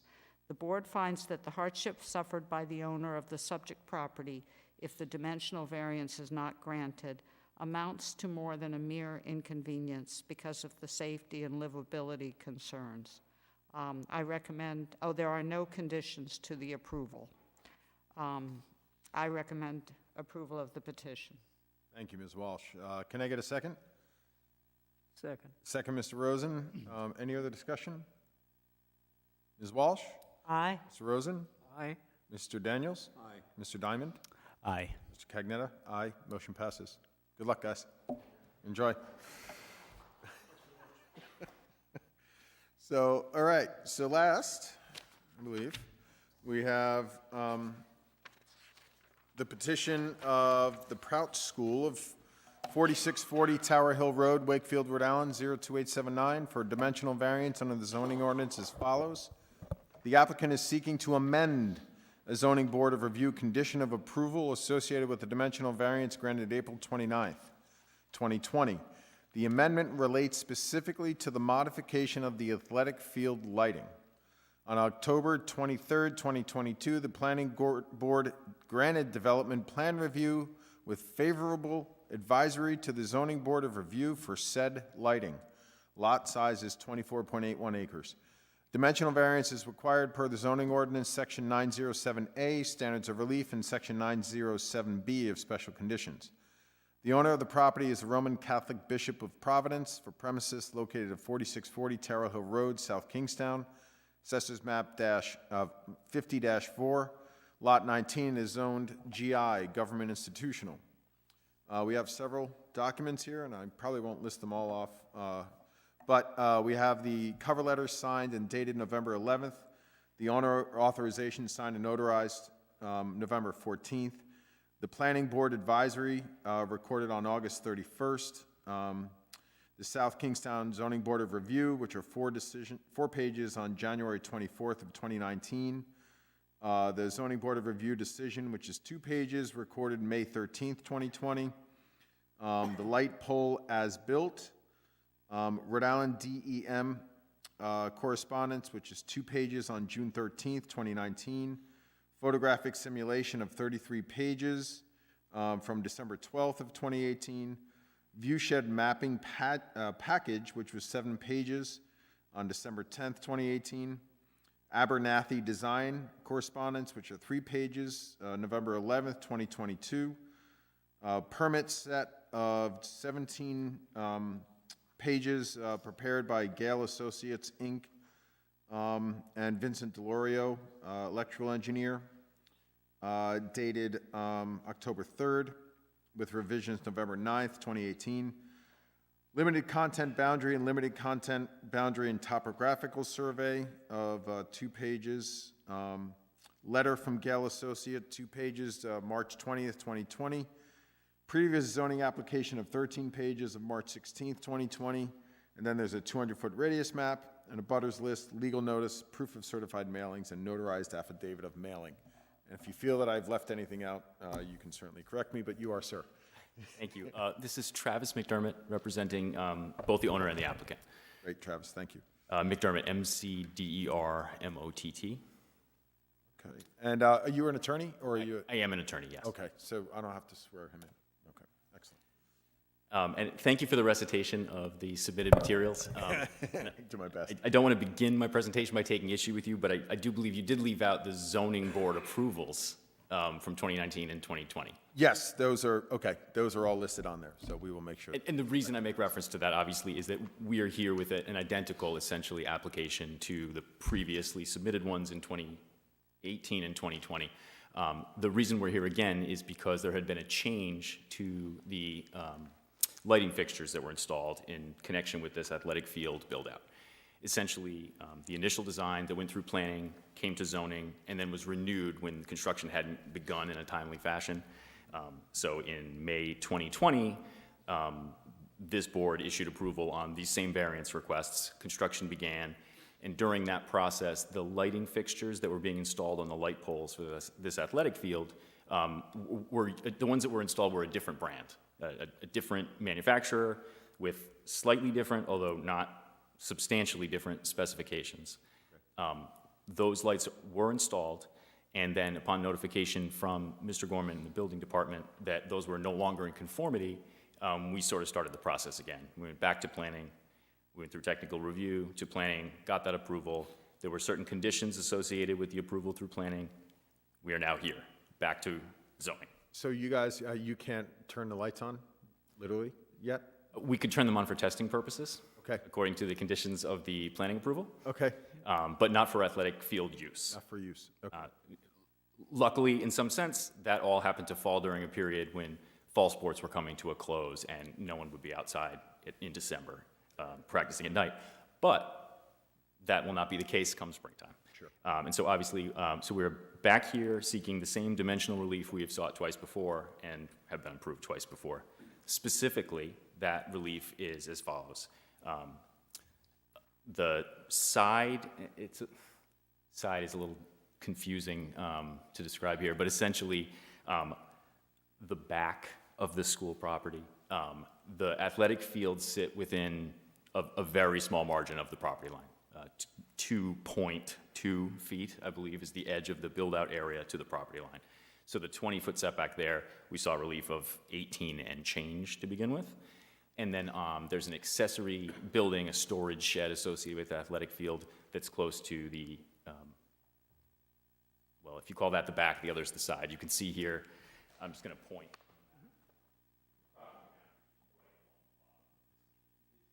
Obviously, it doesn't touch the field, but it is very close by. There's a wooded area there, but that is a property boundary. So there were two setback relief requests. One is from the side, and one is from the back. The side lot is the 17.78 feet exactly relief request, and the rear lot is 11.5 feet, 11.47 feet of relief. There's also a request for relief on the accessory structure height requirements. The scoreboard that's associated with the athletic field and the towers for the lighting poles all exceed the maximum height of 15 feet. The poles are approximately 70 feet tall. Previously, the relief sought was 80 feet. They're not actually 80 feet tall. They're 70 feet tall, and the as-built drawing is part of the package that was submitted. The scoreboard, however, is 35 feet, so that is correct, and the relief sought there is, the 20 feet above 15. The reasons for these requests have, they've been laid out extensively to this board in the past and incorporated into the prior decisions. We do have witnesses we could call, but perhaps it would make things move along more swiftly to engage with the board a bit and determine what, if any, additional information you would need beyond what's been submitted or already approved. Yeah, okay, Mr. Daniels, you have questions, I can tell. I guess the question would be for legal counsel as well as the rest of the board. It seems to me we've already granted the dimensional variance, and it seems to me the only issue before us is the difference in the lights today from what they were before. You hit the nail on the head. Thank you. That's all we need to hear. Thank you, Mr. Daniels. I completely agree. And with respect to that specific issue and the condition of the planning approval, the Prout School retained a lighting consultant, Abernathy Lighting, who did on-field surveys, real-world measurements to compare those to the lighting plans called photometric designs that were submitted to the planning department and discussed with the planning board. That report from Jason Raynone from Abernathy Lighting. Mr. Raynone's report is included in those materials, and the materials, I think, speak for themselves, but he essentially went and measured around a grid on the entire field in keeping with the photometric plan and identified where, if any places, there were distinctions between the design and the real-world measurements. They were minor, but there were some. The differences were a matter of 1 to 2 foot candles at a couple of places, all of which, though, were within the parameters of, there were no higher maximums than the design called for, there were no lower minimums in terms of light output on the field or off it. Those measurements were, again, those were the real-world measurements, not just a design, intending to show what the lighting layout would look like with the lights on. These were the actual lights as built on the poles at the field, and that's the only reason we've turned them on. And in terms of their performance, in terms of dark sky compliance and all those different attributes of lighting, is there a way to measure that sort of aspect of it, or that's pretty? I mean, they're lights. It's so. expected. Yes, Well, it's expected because of its housings, and I'm sure the way it's built, all the lights have lids on them to prevent escapage of light upwards. And then importantly, with respect to the request for the variances here, the height of those light towers is largely because of the goal of pointing the lights as downward as possible so as to minimize light seepage outside of the field. And again, the light towers are no different from what was originally spec'd out. And the so-called seepage wasn't detected in terms of the as-built survey? No, Mr. Raynone's report is quite clear that the property boundary light values were In keeping with the design, he did highlight one specific location where they were a little bit higher, two specific locations that were a little bit lower, but it was within a matter of 1 or 2 foot candles, was just an imperceptible amount of lighting. How many foot candles are typically in a spot? Is it like 100, or is it? On the field or off? Because that's the kind of the game If here you're is. saying 1 or 2 foot candles, is that relative to 100 foot candles, or is it relative to 2? Midfield, or generally anywhere on the playing field, the foot candle levels are in the 50 to 60 foot candle range. Okay. And at the property line, they're all below 15. In fact, I think they're all below 13. Okay, so it might be like 12 or 15 or 17, somewhere around there for the. Precisely, and the one location where the lighting values were higher than the plans called for, it was a difference of going from 10.2 to 12.3. But nearby, there were a couple of locations where the numbers were lower, including the ones that had been expected to be the maximum values. Those places were actually a little bit lower. So the overall highest lighting value at the property boundary is now lower than the plans called for. And it dropped as expected as they went farther. Precisely, and the testing was done on a grid pattern, so the lighting report was able to identify where even on the field is slightly brighter than another area, but all of which are safe for sports competition. And is that something they can manipulate within its program of the lights, or is that something that is just part of its output period? The lights are dimmable or controllable on an analog dial type setup, but all those tests were done at 100% power. Right, so it's not like they can say, okay, well, we tested to this, but now we're going to crank it up because, it's homecoming. No, precisely.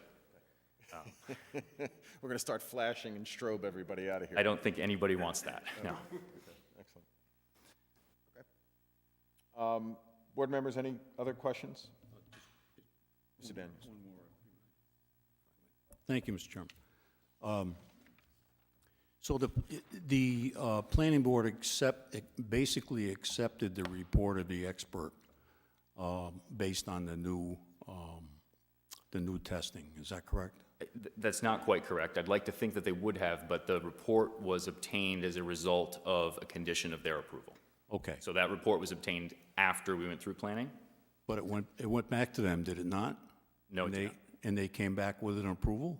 They approved with a condition that we obtained the report to show that, and we have done so. Okay. And in fact, if we had gone back to them, we couldn't have been here now. That was approved in September. Took about a month to get the lights set up. We did the testing, and then we met the date for. And we have that full report on as part of our document. That's correct. Yes. Okay, thank you. Mr. Rosen? Yes, just one quick question. Sure. How does this differ from what we approved in 2018 and 2020? Other than the label on the lights and the number of bulbs, I would say not at all, or not in any significant or substantive way. So it's essentially the same. Essentially the same. So this is a second and a third vote. This is the third vote on the same request, yes. Right. Yep. Well, Different light bulb. We're going to keep doing it until we do it right, is our plan.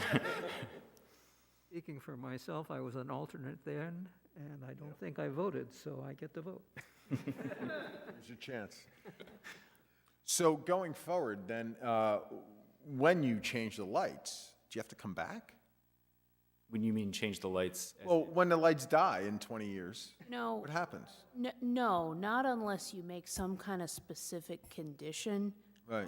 And not sure you have a basis for that at this point, unless there's some particular concern about the specific type of bulbs or fixtures, whatever the technical term is.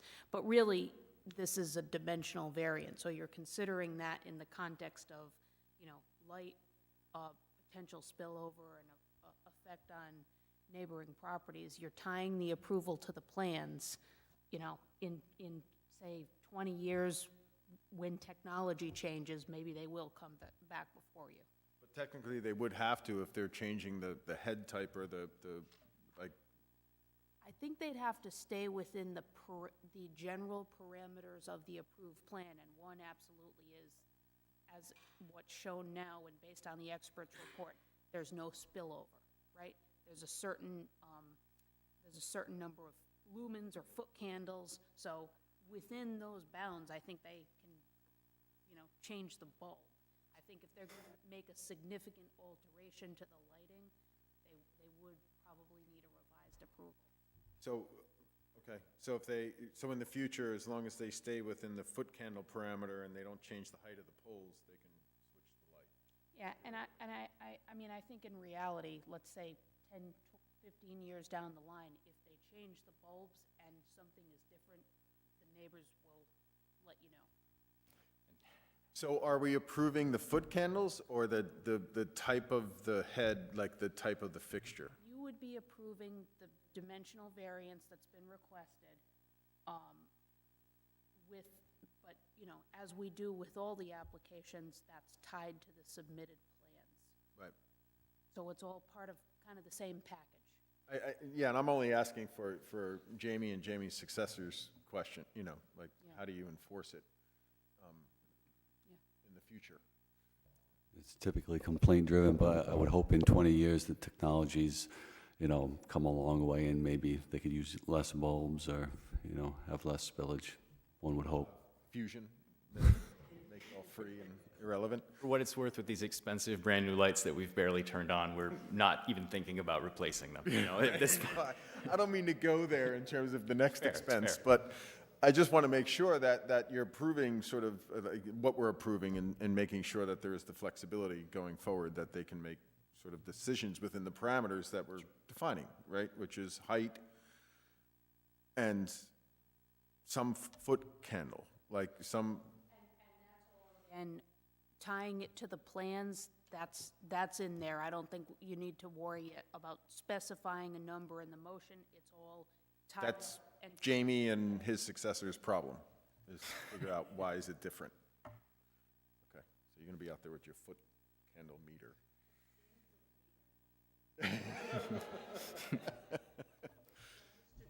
My question is really for Mr. Gorman. It's how we got here. In other words, in 2020, it was approved with whatever technical specifications the lights had. But when your building inspectors went out, then they found they weren't in compliance. How did we get to the third petition for the same thing? So it was brought to our attention that the fixture count was close to double what was approved. And then when asked for, you know, lighting plan to support that, it wasn't matching what was originally approved and submitted.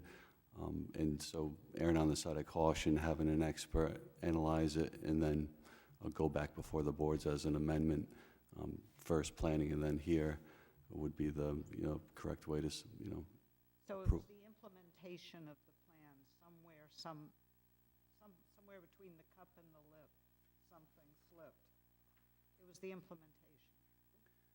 They put something in different than what they proposed and probably didn't assume there was a big deal, and it is. I wouldn't want to presume to speak for Mr. Gorman, but my understanding is that there was a miscommunication or lack of communication in that the applicant believed that as long as the lights were in compliance with the overall lighting layout that had been submitted and approved, they were fine. That turns out perhaps not to have been the case. We've come back, you know, I guess out of an abundance of caution, but to get it done correctly. The other end of the business. Implementation. Right. thank you. Any other questions from board members? Mr. Diamond? No? Okay. Anything else to add? I don't think so. Any other witnesses or anyone else you want to have come up? I don't think that's necessary unless there are specific questions that any of you want to ask about a specific aspect of this. You know, there's a substantial amount of material that's been submitted. I don't think there's a lot of mystery here, so. Yeah, it seems all that you guys have gone through a lot of having to revise this and present this several times. I think it's, you know, that we'd hope that all the eyes on this have sort of enabled you to come up with the right solution. Because I mean, personally, I'm not sure if I can even come up with another alternative, because it would be a matter of sort of scouring through all of this and finding something wrong with it, so. And specifically with respect to the dimensional variances, I mean, there really isn't another alternative, and that was sort of laid out in the initial planning, but as you can see from the property lines, I mean, this field was placed in really the only location it could be placed, and it's been built already at this point, Right, and it's, based on approvals. and it's not a question of like turning the heads or anything, of doing anything with the lights, of changing them, that it is what it is. And the lights have been specifically what they call commissioned to, before the testing was done, to have them, you know, working in as close to sort of factory condition, ideal conditions as possible, so that those real-world testing results would hopefully reflect what the equipment should do, and in fact, it did. So, okay, thank you. Is there anyone out there that wants to speak on behalf of this petition, either for or against? Certainly can. No? Okay. You got it? Really? Okay. No, well, is there anyone else? You guys have any thoughts on this? Any concerns? I'm not really sure as to offering anything other than saying that it seems to fit the expectations. So, go for it. Thank you, Mr. Chairman. Mr. Daniels. It's a motion to approve the petition of the Proud School. Just to set the record straight, I will attempt to provide a travel of this matter. Originally, the planning board had approved a development process and sent it forward to the zoning board, and the planning board approval was subsequently revised due to the change in the lighting, and they issued an approval subject to an engineering study on the 30th of August in 2022. The zoning board approval had taken place previous to that on the 16th of January in 2019. All the dimensional requirements were met before the zoning board at that time. The only change here is that the lighting criteria changed from what was originally granted by the planning board and originally granted by this board. Subsequent to the planning board decision in August of 22, the applicant was tasked with obtaining engineering studies to validate the change in the lighting system, which they did. And what we have on record, the report that we have on record, backed up by the presentation of Travis McDermott, the attorney for the applicant, is that there is a minor, little change between the original design and the current design, indicating that within 1 or 2 foot candles in certain areas, there was a change in the illumination of what was previously granted. So with that in mind, that's really all that's before us, and I see no reason to continue to find additional facts. I think that's simply referencing the previous decision of this board and in fact amending it, if you will, to find that the most recent engineering of the lighting standards meets the approval of this board, and therefore I would recommend passage. Thank you, Mr. Daniels. Can I get a second? Second by Ms. Walsh. Any other discussion? Hearing none. Mr. Daniels. Aye. Ms. Walsh. Aye. Mr. Rosen. Aye. Mr. Diamond. Aye. Mr. Cagnetta, aye. Motion passes. Thank you very much. Light. Happy holidays to everyone. So does this mean that you can turn them on? We're going to do that right now. Yeah, I know. Party of Proud.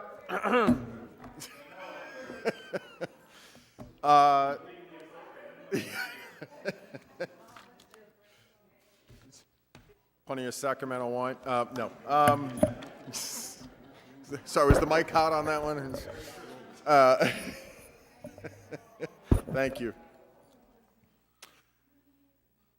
So we have the minutes from November 16th, 2022. Anyone have any changes, observations, comments, otherwise? Nope.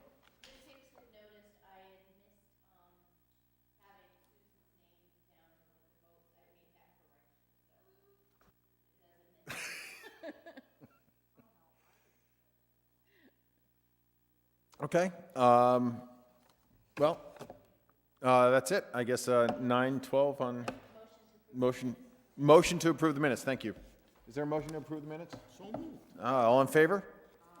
Okay, motion to adjourn? No. Shucks. January 18th, everyone going to be here as far as? Yes. That's right. Right. Right, with less of a majority too, only 3 of 5.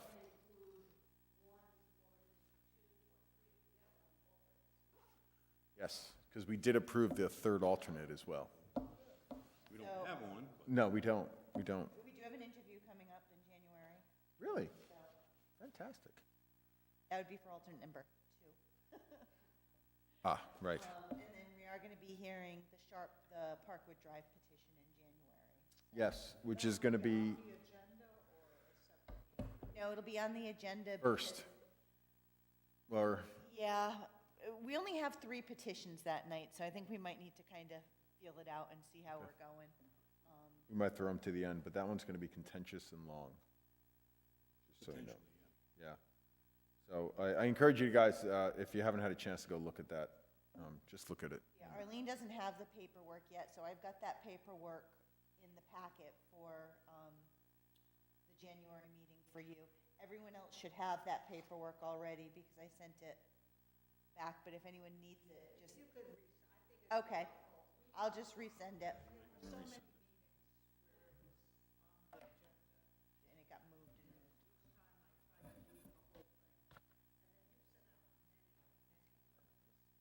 Yeah, the letters, yeah. It's all online. That's what I would say is, because I only have the original application. I don't have copies of all the letters and stuff like that. So it is all online, so you might want to refresh online as well as reviewing the application. I will. So, yeah, so, Mr. Daniels, Bill is recusing. so the wetland setback is going from 150 to 50? Or no? That's not even before. Yeah, So that's not on this petition? they just need straight dimensional relief for the structure itself now. The OWTS isn't even being considered. Okay, thank you. Okay. That's why I say go to the site. Okay. Because you'll see what's around it. Got it. Okay. All right. I don't want to sway any more than that. Got it. Got it. But So half of their ask has gone away because of the okay.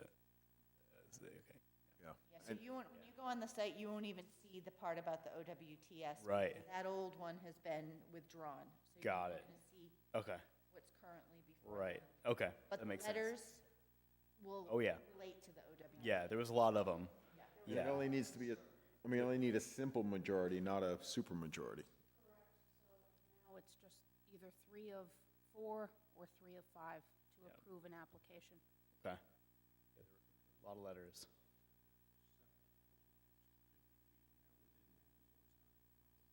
That's not going to come before us now. Yeah, it's just dimensional. We only need 3 now, not 4. Okay? No, we're not done. No, so we need to, we're done discussing, just make a motion to adjourn and then I can turn off recording. Okay, can I get a motion to adjourn? Oh, no, Ms. Hicks? State planning person.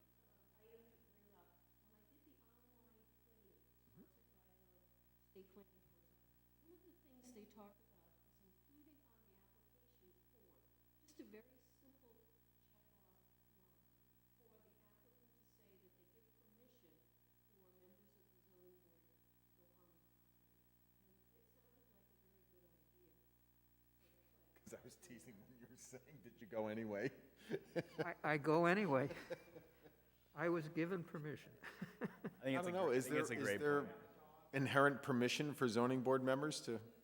We've talked about that and at planning board meetings as well. I mean, I think there's an understanding that there's gonna be a drive-by, but as far as walking or driving on the actual property, I think that is a good idea to have a sign off. I Right. mean, so no one's chasing you down the road. Violating trespassing. Especially if it's a couple hundred acres, you know, you can't see it from the road. And I really want to see some of these properties up close. No, I'm kidding. I know. The one on Potter's Pond, Warden's Pond, sorry, I had to walk down this long driveway, and I had to cross one property to get to the other one. Maybe what I should do, instead of being like a checkbox, Fortunately, there wasn't a dog there.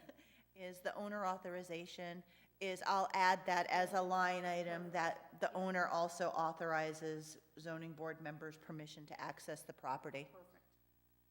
That's notarized, and that's. And do we get a badge? And there was a memo that went out a while ago about going onto properties and that, yeah, so that there's no badges, but you can identify yourself as a member of the zoning board. You obviously can't go together, you have to go independently.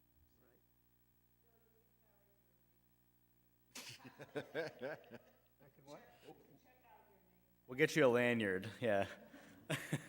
Now, are building officials allowed, regardless, to go on any property? Really? Wow, I want to travel with you. Some people have invited me in. That's cool. That's, yeah, I would say, don't engage in a conversation with the owner beyond, I'm on the zoning board, I'm here to take a look in advance of the meeting, because I prefer, and really the right way to do it is the way we do it now, which is all the dialogue is at the duly noticed public hearing. Okay. And just to confirm, there's not a special session next week, right? I thought, okay, got it. Yeah. Just for me, just for this table here, yeah. That's great. That's great, great. I thought I remember some sort of scheduling around Christmas, but it must have been this meeting, so. We yeah. talked about it, but it wasn't gonna work, we didn't have the. Oh, okay, that's, yeah, it's been a very, very long month, so, got it. Just wanted to make sure. Yeah, go ahead. No, ask it. For the special use or for the?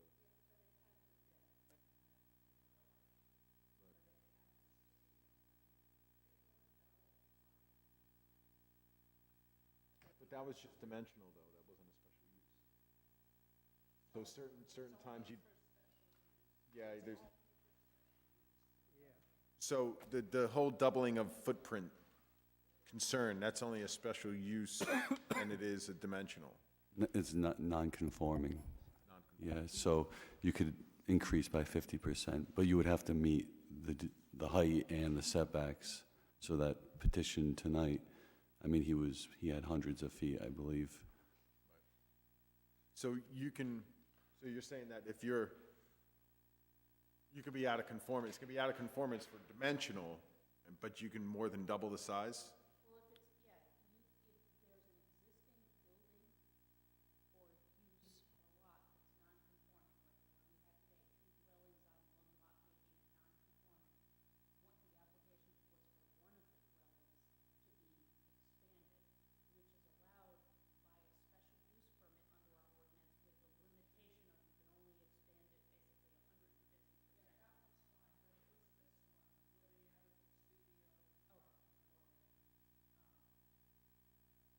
That was more than double, she's saying.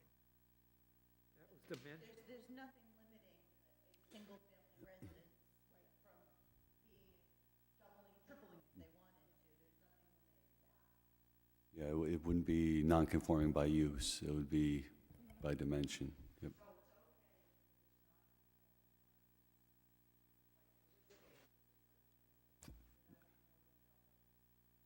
So that's non-conforming by dimension, that one. By use, if it's non-conforming by use, then you have to stay within that 50, 100. Yes. Yeah, setbacks, you could blow it up if you want to. But, well, no, then you can't go over in lot coverage. That too. So you have to be within your lot. Right. Which is dimensional still, not use.